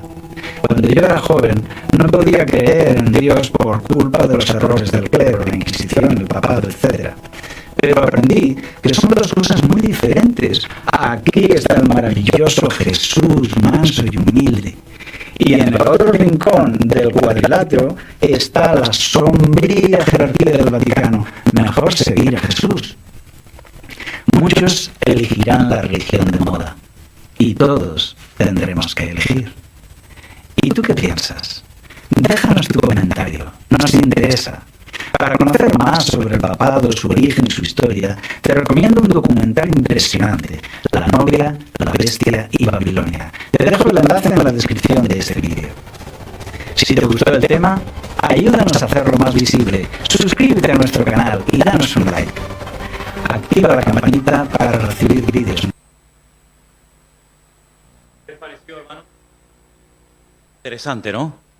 Bueno, pues aparte de que está muy bien hecho y muy bien desarrollado, lo que venimos diciendo hace mucho tiempo, que las profecías sí o sí se van a cumplir. Y el Señor tendrá que utilizar, aunque suene fuerte, pues a personas que tienen inmenso poder y riquezas, como esta institución, para que muchas profecías se cumplan. Y uno se pregunta, ¿puede el Señor en un momento determinado utilizar a inconversos, utilizar a pecadores, utilizar a dirigentes paganos para que ciertas y determinadas profecías se cumplan? Por supuesto, no les quepa a ustedes la menor duda. ¿Quién sacó a José de la cárcel? ¿Un creyente? ¿Alguien del pueblo de Israel? ¿Un miembro de su familia que años atrás lo había vendido como esclavo? No. ¿Quién sacó a José de la cárcel? El faraón. Y el faraón no era un creyente. Al contrario, el faraón era una persona que recibía hasta adoración como Dios. Era una de las costumbres de los faraones de Egipto. Pero gracias a la autoridad del faraón, José logró salir de la cárcel. Y bueno, todos conocemos el resto de la historia, ¿no? Aquellos sueños que había tenido José de joven, pues vieron su cumplimiento gracias a la intervención milagrosa de un pagano, en este caso, del faraón, el rey de Egipto. Cuando el Señor profetizó durante 40 años la destrucción de la ciudad de Babilonia, de Jerusalén y posteriormente también de Babilonia, ¿a quién utilizó? ¿A un pagano? Nada más y nada menos que al rey más poderoso de la época, a Nabucodonosor. Si no se arrepentían, la ciudad de Jerusalén iba a ser destruida. ¿Pero quién la iba a destruir? Ellos mismos. Ellos mismos se iban a dedicar con un cincel y con un martillo a romper los muros, las casas y el templo y a prenderle fuego. Pues no. ¿A quién utilizó el Señor? ¿A un pagano? ¿Al mismísimo Nabucodonosor para que se cumplieran las profecías? Cuando llegó el cumplimiento del tiempo, es decir, los 70 años de cautiverio en Babilonia se habían cumplido, ¿a quién utilizó el Señor para permitirle a aquel pueblo que estaba cautivo volver otra vez a su tierra y que se cumpliera la profecía del profeta Jeremías, que decía que después de 70 años el Señor visitaría a su pueblo? ¿A quién utilizó el Señor? A otro rey, en este caso a Ciro, que también está mencionado en la Biblia y que el Señor lo llama mi escogido, mi siervo, mi instrumento. ¿A quién utilizó el Señor? Cuando había una profecía que dice que habría lloro y lamento y tristeza y destrucción por la muerte de niños inocentes. ¿Al rey Herodes? ¿Sí o no? Al rey Herodes. ¿Y a quién utilizó el Señor para que todas las familias de Israel en aquellos tiempos volvieran cada uno a la ciudad donde habían nacido y se empadronaran? Al César de Roma, el que promulgó un edicto para que todo el mundo volviera, ¿verdad? Es decir, vemos a lo largo y ancho de la historia que Dios ha utilizado muchísimas veces a gobernantes paganos terribles, ¿verdad?, para el cumplimiento de ciertas y determinadas profecías. ¿Creen ustedes que a estas alturas de la historia de la humanidad se va a levantar una mega estructura con un poder mundial que aún no existe para el cumplimiento de ciertas y determinadas profecías de la Biblia? Pues no, lo que va a utilizar es lo que hay. Y vemos cómo el Señor está utilizando todas estas cosas para el cumplimiento de las profecías de la Biblia. Como dijo este hermano en el documental, esto no tiene que desanimarnos, sino al contrario. Hay gente que ante estas cosas se asusta, ¿no? Creyentes que tienen muy poca base y muy poca madurez en el Señor, se asustan, les entra miedo porque dicen, ay, pero es que al contrario, es que dice, erguid vuestras cabezas porque vuestra redención está cerca, porque el día de vuestra redención se acerca. ¿Quién nos iba a decir a nosotros que nosotros íbamos a estar viendo el cumplimiento de palabras proféticas que llevan 2000 años sin cumplirse? El libro del Apocalipsis se escribió en el siglo I y estamos en el siglo XXI. Han pasado más de 2000 años desde que estas profecías se escribieron.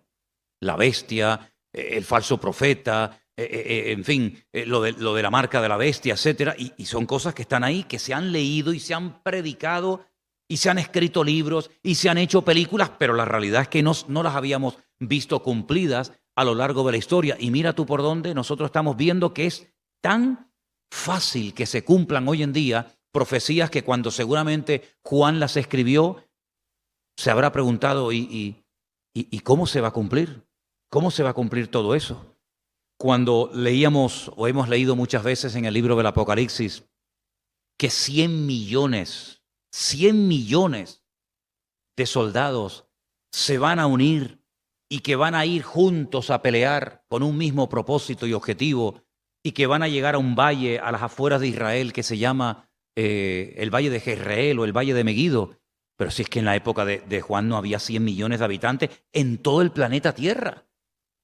Cuando él oye que van a ser 100 millones de soldados, me imagino que se habrá quedado con la boca abierta porque habrá pensado y habrá dicho, pero 100 millones, pero si no hay tantos millones en la Tierra, ¿y cuántos hay hoy en día, hermanos?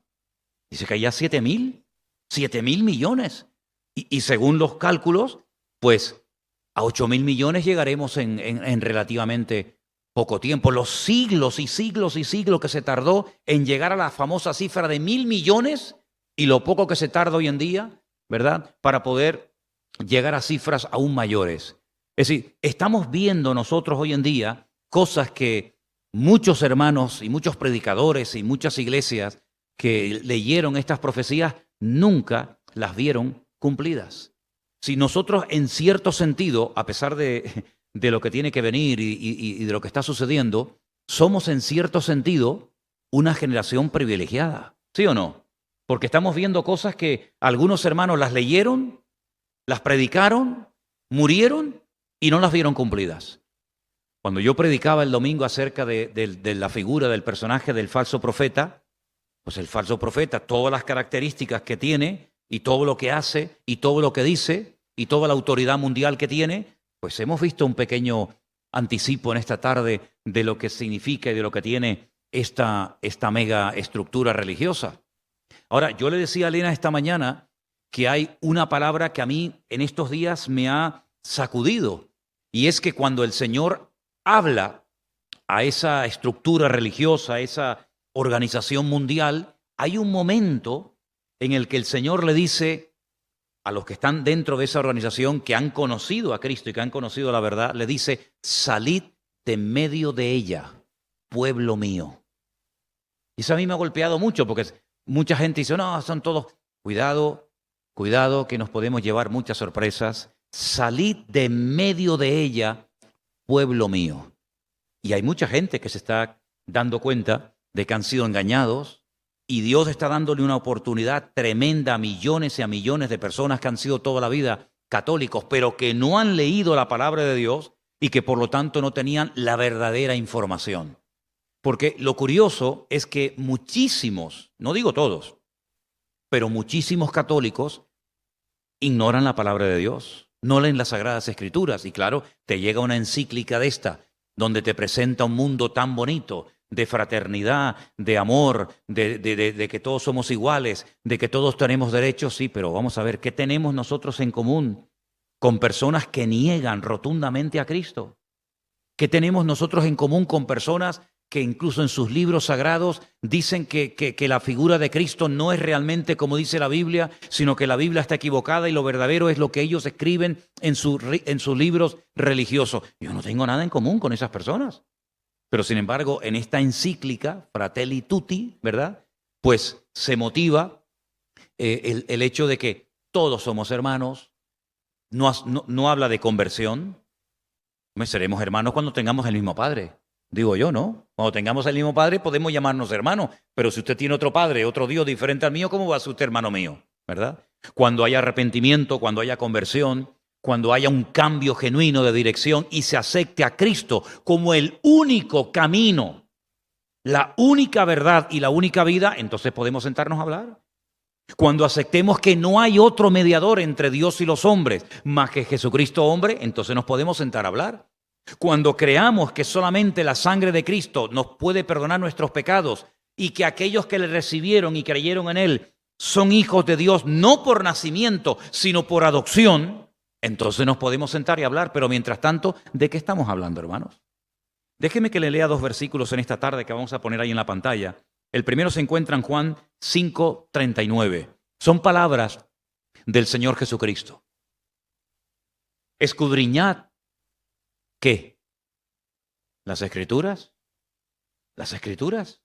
Escudriñarlas, porque a vosotros os parece que en ellas tenéis vida eterna, y ellas son las que dan, ¿qué? Testimonio de mí.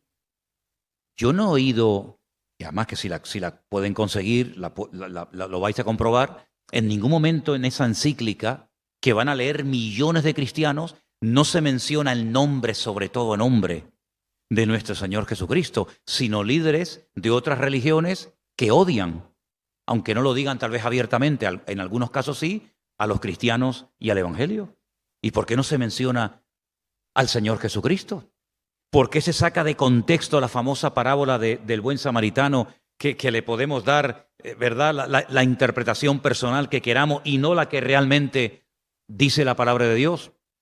Miren, todos, y hablo con propiedad porque lo he visto, y aparte un año fui a Israel y había pancartas gigantescas en todos los lugares santos cristianos de Israel porque era el 500 aniversario.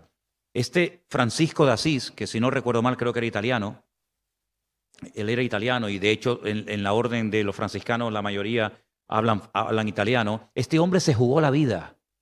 Este hombre fue un hombre valiente y atrevido porque fue a hablar nada más y nada menos que con el sultán de Jerusalén, con Saladino. Pero no para hacerse amigo de él.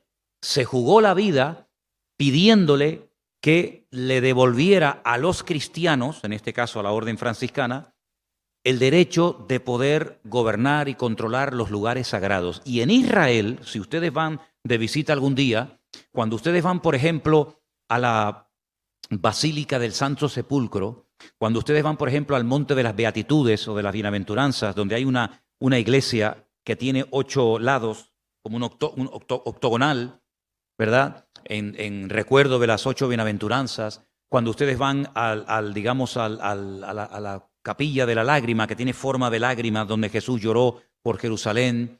En fin, hay muchísimos lugares, ¿verdad?, donde Pedro fue restaurado, donde el Señor le dijo, Pedro, tú me amas. En fin, todos esos lugares están bajo la custodia por más de 500 años de la orden franciscana.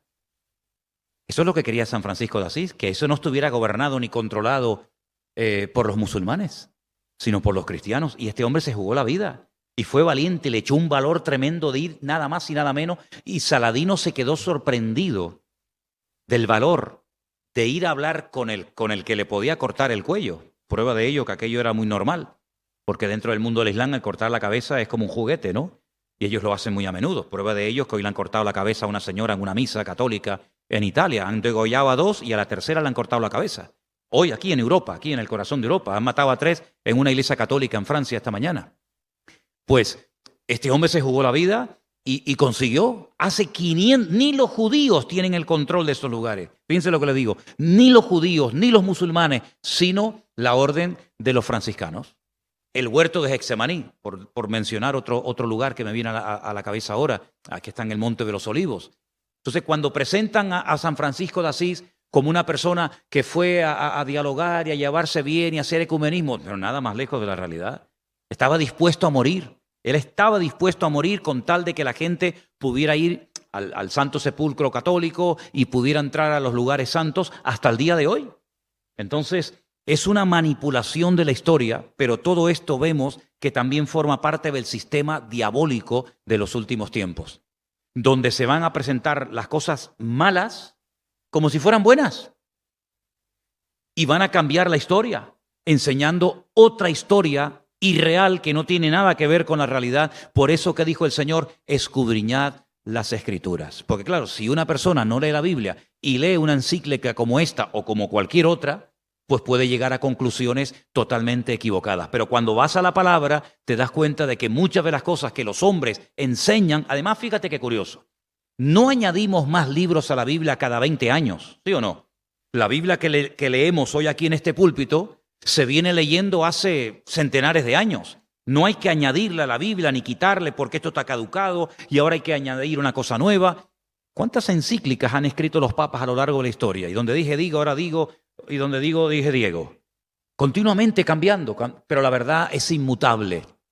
El Señor es el mismo ayer, es el mismo hoy y es el mismo por la eternidad. ¿Cuántos dicen amén?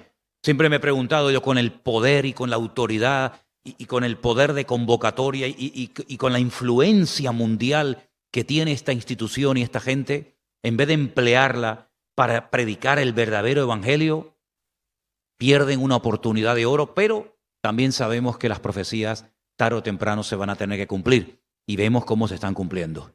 Hay otro versículo que también quiero leer, está en 2 de Timoteo, el verso 16 del capítulo 3. Toda la escritura, y la tenemos aquí, amén, es inspirada por Dios. Útil, ¿para qué? Para enseñar, para redarguir, para corregir, para instruir en justicia, a fin de que el hombre de Dios sea perfecto, sea completo, enteramente preparado para toda buena obra. Así que por una parte el Señor dice, escudriñen, lean, estudien, profundicen en las Escrituras, porque ellas son las que hablan de mí, ellas son las que dan testimonio de mí. Y por otra parte, Pablo, en una de las cartas a Timoteo, dice que esa Escritura que el Señor nos manda y nos ordena a estudiarla y a escudriñarla, es útil cuando queremos guía, cuando necesitamos enseñanza, cuando necesitamos corrección, cuando necesitamos palabra de ánimo. Ahí está todo. ¿Para qué? Para que no nos falte nada. No dependemos de nadie, ni de cleros, ni de curas, ni de pastores, ni de nada. Nosotros dependemos única y exclusivamente de nuestro Dios. Y todo esto hay que valorarlo, porque una cosa es que nos hayamos convertido, y creo que todos los que estamos aquí somos convertidos y hemos entendido el Evangelio, y otra cosa es que con el paso del tiempo, cada vez más nos estamos dando cuenta del privilegio que significa ser cristiano. Sabemos que cuando una persona acepta al Señor y le pide perdón por sus pecados son perdonados instantáneamente, su nombre es escrito en el libro de la vida, si muere pasa inmediatamente a la presencia del Señor. Bueno, pero vale, ya está. Eso se hace una vez y ya está. Y como testimonio de ese cambio interno en mi vida, pues está posteriormente el bautismo. Me bautizo, ¿por qué? Porque tengo claro que el Señor es mi Salvador, porque Él ha perdonado mis pecados, porque voy en serio, y entonces me bautizo, como diciendo, entierro mi antigua vida y vivo solamente para Cristo. Ya está, pero eso se hace una vez en la vida. Eso no hay que hacerlo toda la semana o cada cierto tiempo. Pero luego, a lo largo de la vida, nos vamos dando cuenta de dónde nos sacó el Señor. Y no se han preguntado ustedes nunca, yo sí por lo menos, qué privilegio de todos los millones y millones de habitantes que hay en el planeta Tierra, que tú hayas conocido a Cristo. Es un privilegio impresionante, porque si les soy sincero, yo sé que a lo mejor el testimonio de alguno de ustedes es diferente al mío, pero yo nunca busqué a Dios. Yo nunca busqué a Dios. Jamás me dirigí a Dios para nada, ni para pedirle nada. Pero puedo dar testimonio de que Él sí me buscó a mí. Y me encontró, gloria a Dios. Por lo tanto, el privilegio de saber de dónde me sacó el Señor. El privilegio de poder entender el Evangelio. Saben, hermanos, cuando uno lee la Biblia, uno encuentra personajes que sabían lo que iba a pasar. Sí, había una gran masa de gente que no se enteraban de nada. Había una multitud de personas que comían, bebían, se casaban, viajaban, y como que para ellos todos los días eran iguales. Pero, por ejemplo, pensemos en Noé. Noé sabía lo que iba a pasar y por eso se preparó. Porque Noé sabía perfectamente que al planeta Tierra le quedaba poco tiempo. Cuando el Señor le dijo, métete dentro del arca, él sabía que ya no había marcha atrás. No le iba a decir, bueno, sale un momentito, vamos a esperar una semanita más. Cuando el Señor le dijo a Noé, prepárate porque va a pasar esto, esto y esto, y le dijo, entra en el arca, él era el único, junto con toda su familia, que sabía perfectamente lo que iba a pasar. ¿Qué dijo el Señor haciendo un comentario acerca de la vida de Noé? Que días antes del diluvio, días antes, el mismo día de la tragedia mundial, comían, bebían, se casaban, viajaban, traficaban, hacían de todo tipo de negocios y no sabían lo que estaba a punto de ocurrir. Pero sin embargo Noé lo sabía. Noé sabía perfectamente que ese día, cuando él entró en el arca, al día siguiente el mundo cambiaría para siempre. De hecho, el mundo que se encontró Noé cuando salió del arca es completamente diferente al mundo que Noé dejó antes de entrar al arca. José sabía perfectamente los planes de Dios para su vida. Lo sabía desde jovencito. ¿Por qué no lo sabía Rubén? Tú le preguntabas a Rubén, a Benjamín, a Judá, a Zabulón, a los demás hermanos, oye, una pregunta, ¿tú qué vas a hacer el día de mañana en la vida? No sé, hacer esto, hacer aquello. Sin embargo, José sabía perfectamente lo que le iba a pasar. Y era un joven. 17, 18 años tenía, pero él sabía que Dios contaba con él y que si él permanecía fiel al Señor, el Señor haría con él obras tremendas. ¿Lo hizo, sí o no? Por lo tanto, nosotros hoy en día que tenemos toda la Escritura, que no nos falta de nada, porque claro, yo lo dije en una ocasión, solamente se lo recuerdo, si nosotros en vez de ser miembros del Centro Evangélico Vida Nueva, aquí en Tenerife, hubiéramos sido, por ejemplo, miembros hace 2000 años de la iglesia de Corinto, nosotros tendríamos, lógicamente, todo el Antiguo Testamento, pero no en la mano. Cuidado, que eso no era así. Sino tenías que ir a un lugar, a la sinagoga, donde estaban los rollos de la Biblia, ¿verdad? Pero lo único que tendríamos como miembros de la iglesia de Corinto sería 2 cartas. Primera y segunda de Corinto. No tendríamos ni la carta de Pablo a los romanos, ni el libro de los Hechos, ni los Evangelios, ni el libro del Apocalipsis, ni la carta de Pablo a Timoteo, o a los tesalonicenses, o la de Filimón, o la carta de Santiago, o la de Juan, o las de Pedro. No. Yo de miembro de Corinto tendría primera y segunda de Corintios. Para de contar. Y necesitaríamos pues que viniera de vez en cuando Pablo, Timoteo, Apolos, etcétera, para que nos dieran más información, porque no la tenía. Si hubiéramos sido miembros de la iglesia de Éfeso, solamente tendríamos una, ni siquiera 2 como los corintios, la carta de Pablo a los efesios. Si hubiéramos sido miembros de la iglesia de Colosas, tendríamos solamente la carta de Pablo a la iglesia de Colosas. Pero ¿saben el privilegio de poder decir, tengo todo? Tengo lo que le dijo a los corintios, a los filipenses, a los romanos, a lo que escribió Pedro, lo que escribió Santiago, lo que escribió Judas. Lo tenemos absolutamente todo. Si tuviéramos solamente un evangelio, nos faltaría mucha información. Por ejemplo, imagínense que solamente tuviéramos el evangelio de Mateo. Nunca sabríamos cuál fue el primer milagro de Cristo. Porque el primer milagro de Cristo Mateo no lo cuenta. ¿Quién lo cuenta? Lo cuenta Juan. ¿Dónde fue? En Caná de Galilea. ¿Qué pasó? Convirtió el agua en vino. Si solamente tuviéramos, por ejemplo, el evangelio de Lucas, no sabríamos nunca quién fue la mujer samaritana. Porque la mujer samaritana solamente se la menciona en Juan capítulo 4. No sabríamos que un día el Señor Jesucristo fue a un estanque llamado Betesda, cerca del templo de Jerusalén, a sanar a un paralítico. No sabríamos ni siquiera quién era Lázaro, ni Marta, ni María. ¿Por qué? Porque solamente se cuenta en el Evangelio según San Juan. Si tuviéramos solamente el Evangelio según San Juan, ya que lo estamos mencionando tanto, pues no tendríamos ni el Padre Nuestro, ni las bienaventuranzas, ni tendríamos el Sermón del Monte. Es decir, si tengo parte de la Biblia, pero no la tengo toda, no tengo toda la información de Dios. Pero gloria a Dios, que a nosotros no nos falta nada. Por eso dice Pablo a Timoteo y a toda la iglesia, nosotros también esta noche, la palabra de Dios ha sido inspirada para darte todo lo que necesitas para que seas perfecto. Yo sé que la palabra perfecto choca, pero sustitúyela, que no hay ningún problema y no cometemos ningún error grave, por la palabra completo, para que seamos completos, para que digas, ¿qué tengo que hacer cuando me encuentro con esta situación? Ahí están Romanos. ¿Y qué tengo que hacer cuando me encuentro en otra circunstancia? Ahí lo tienes en Primera de Pedro.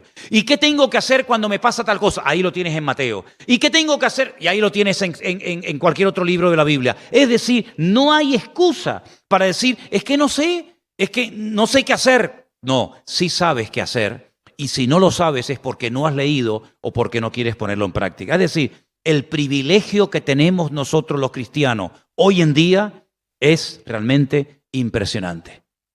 Y les digo algo, Mateo se cumplió, Marcos se cumplió, Lucas se cumplió, Juan se cumplió, el libro de los Hechos se cumplió. Las cartas de Pablo fueron escritas en su momento para solucionar problemas particulares de las iglesias locales de la época y que nos ayudan también a nosotros. Pero hay un libro de toda la Biblia que no se ha cumplido. Y es el libro del Apocalipsis. Los discípulos dijeron, sí, yo sé que Jesús sanó el paralítico de Betesda. Yo estaba allí. Y yo sé que el Señor dijo, bienaventurados los de limpio corazón, porque ellos verán a Dios. Sí, yo lo oí, yo estaba allí. Y yo sé que un día entró a la casa de Jairo o a la hija de Jairo y le tocó y la levantó porque éramos testigos. Y yo sé que el Señor estuvo en el monte de la transfiguración y habló con Moisés y Elías porque yo estuve allí y yo vi la pesca milagrosa y lo vi caminando por encima del mar, pero ellos no vieron el libro del Apocalipsis cumplido. Por eso cuando el Señor le pregunta a Juan, le dice, oye Juan, ven para acá, mira esta multitud enorme, inmensa, gigantesca. Dice que nadie la podía contar. De todas las naciones, tribus, pueblos y lenguas. Y ahora viene la pregunta, Juan, ¿estos quiénes son? ¿De dónde viene esta gente? ¿De dónde han salido? Y Juan dice, no lo sé, Señor. Y dice que se echó a llorar, porque le hicieron una pregunta desde el cielo a la tierra y él no supo la respuesta. Tú pregúntale a cualquier cristiano que haya leído el Apocalipsis, ¿quiénes son estos que han salido con ropas blancas de todas las naciones, pueblos, tribus y lenguas? Y la Biblia te dice, estos son los que han salido de la gran tribulación, los que han lavado sus ropas en la sangre del Cordero. Yo sé la respuesta y Juan no la sabía. ¿Qué te parece? Una generación de privilegiados tremendo, pero para todo eso hace falta pasar tiempo leyendo, escudriñando la palabra, y como hacen las cabras, como hacen los animales rumiantes, ¿verdad? Que le dan vueltas y vueltas a la comida y la bajan y la suben, y una vez. Eso es lo que significa meditar. Meditar en la palabra de Dios. ¿En qué meditas tú? No puedo pagar el teléfono, no puedo pagar la gas, no tengo para la guagua, no tengo para... ¿Esas son tus conversaciones? ¡Qué miserable vida, Dios mío! ¡Qué vida tan triste! De estar todo el día pensando que no tengo. Esa es tu vida. Ahora tú vete a la calle y testifícale a un inconverso, dile, ven, conviértete al Señor, y te dice, ¿a qué Señor? ¿Al Señor que te tiene hecha polvo? ¿Al Señor que estás todo el día llorando? ¿Al Señor que te hace dudar? Yo lo paso mejor que tú y no tengo a tu Señor. Pero cuando nosotros le decimos al mundo, yo tengo un Dios todopoderoso, un Dios que aunque coma hoy un trozo de pan, solamente un trozo de pan duro y sin nada dentro, sabe mejor porque tiene la bendición de Dios que la mejor comida del mundo sin la bendición de Dios. Cuando tenían hambre en el desierto, yo pregunto, ¿qué le mandó el Señor a su pueblo? Mira, por la mañana tenían tortilla española de patatas, ensalada, y después tenían 4 o 5 tipos de postre. Tenían el polvito uruguayo, que me gusta a mí mucho, tenían flan con huevo y nata, luego tenían carne, pescado, ¿verdad?, a la plancha o asado, según como quisieras, luego tenían algo de pasta, por si acaso tenían arepas, a lo mejor había algún venezolano por ahí metido entre el... ¿Qué le mandó el Señor? Pan. Que no era ni siquiera el pan que comemos nosotros hoy en día, era como esas nubes, ¿saben? Esas nubes que los niños comen, ¿saben? Que te llena la mano todo. Así era el maná, era una cosa así. Y cuando la comías, te alimentaba de tal manera que se asustaron porque no hacían sus necesidades. Y decían, vamos a morir, porque era comida del cielo, no se desechaba absolutamente nada. Y por eso el Señor les tuvo que dar muchísimas instrucciones. Los alimentó con maná 40 años. Solamente con esa comida podían haber sobrevivido 40 años. ¿Qué tipo de comida era? Dice, trigo del cielo, comida celestial. Fíjate tú, no era una comida muy variada, pero era una comida que te ayudaba a vivir perfectamente.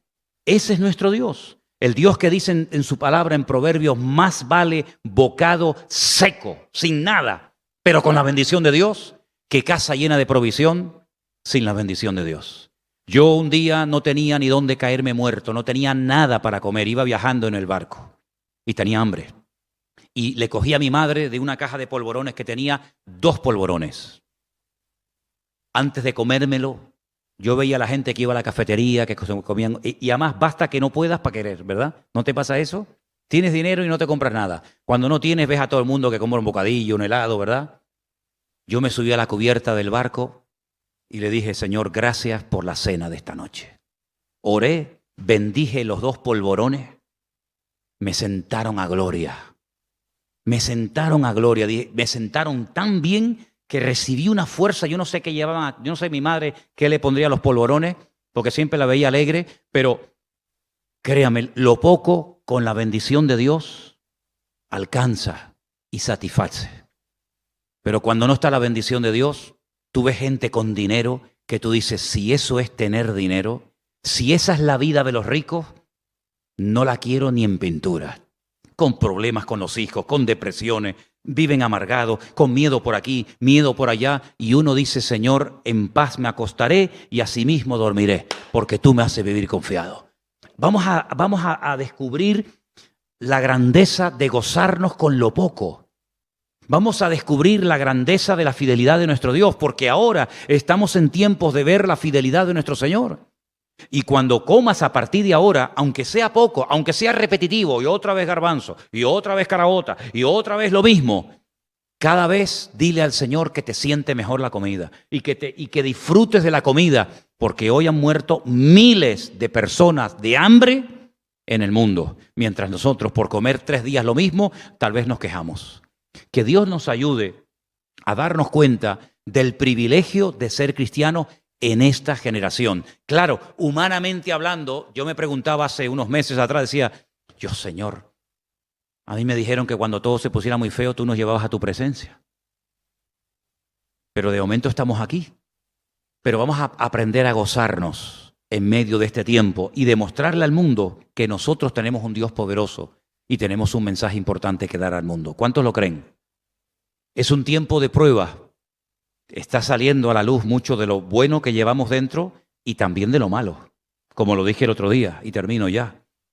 En este tiempo sale la realidad de lo bueno que llevamos dentro, de la buena semilla que se ha plantado en nuestros corazones durante años y también de algunas cosas que decimos, uy, mira, yo no sabía que tenía esto en mi vida, pero vamos a pedirle al Señor que siga tratando con cada uno de nosotros. Amén, hermanos. Oramos al Señor. Cierra tus ojos ahí donde estás, por favor. Y vamos a pedirle al Señor en esta noche que nos guarde, que guarde nuestra boca, nuestra mente, que guarde nuestra vida de malas actitudes. ¿Se acuerdan el famoso cartelito que hicimos durante el confinamiento? Léelo de vez en cuando, pégatelo en la frente, cuélgatelo en el cuello. Prohibido quejarse. ¿Se acuerdan?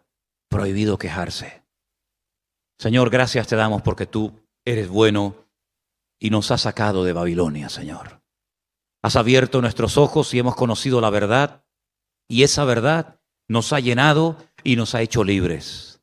Señor, abre nuestra boca y danos fuerzas y renuévanos cada día para que nunca tengamos temor de abrir nuestras bocas, ya que el mundo no tiene temor, ni vergüenza, ni miedo a proclamar sus mentiras, que nosotros los cristianos también lo hagamos y que aprovechemos toda oportunidad que se nos presente para decir que el Señor Jesucristo es nuestro Dios.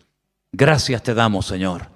Guárdanos como hasta el día de hoy de todo peligro y de todo mal, en el nombre de tu amado Hijo Jesús. Amén y amén. Gloria al Señor. Nos ponemos de pie esta noche, mis queridos hermanos. Vamos a levantar la ofrenda para la gloria y la honra de nuestro Dios. Nuestra hermana Rosa nos va a ayudar, y no sé si Raicé en alguna ocasión nos ha ayudado a levantar la ofrenda. ¿No? Bueno, pues hoy te vas a estrenar. Que el Señor les bendiga. Nos vemos el domingo. Recuerden, seguimos con las listas. Recuerden que a partir de las 10 de la mañana abrimos el grupo para que se vayan apuntando, los que quieran venir al culto el domingo. Que Dios les bendiga, mis queridos hermanos. Y bueno, no les digo que después se saluden unos a otros, pero bueno, por lo menos háganse así o algo. Guardemos siempre la distancia. Y por favor, hermanos, cuando terminen los cultos, sobre todo los jóvenes los sábados, Anderson, ayúdame en esto.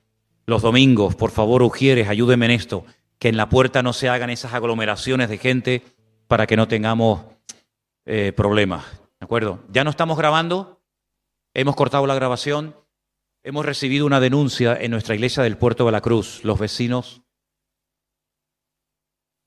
¿Qué?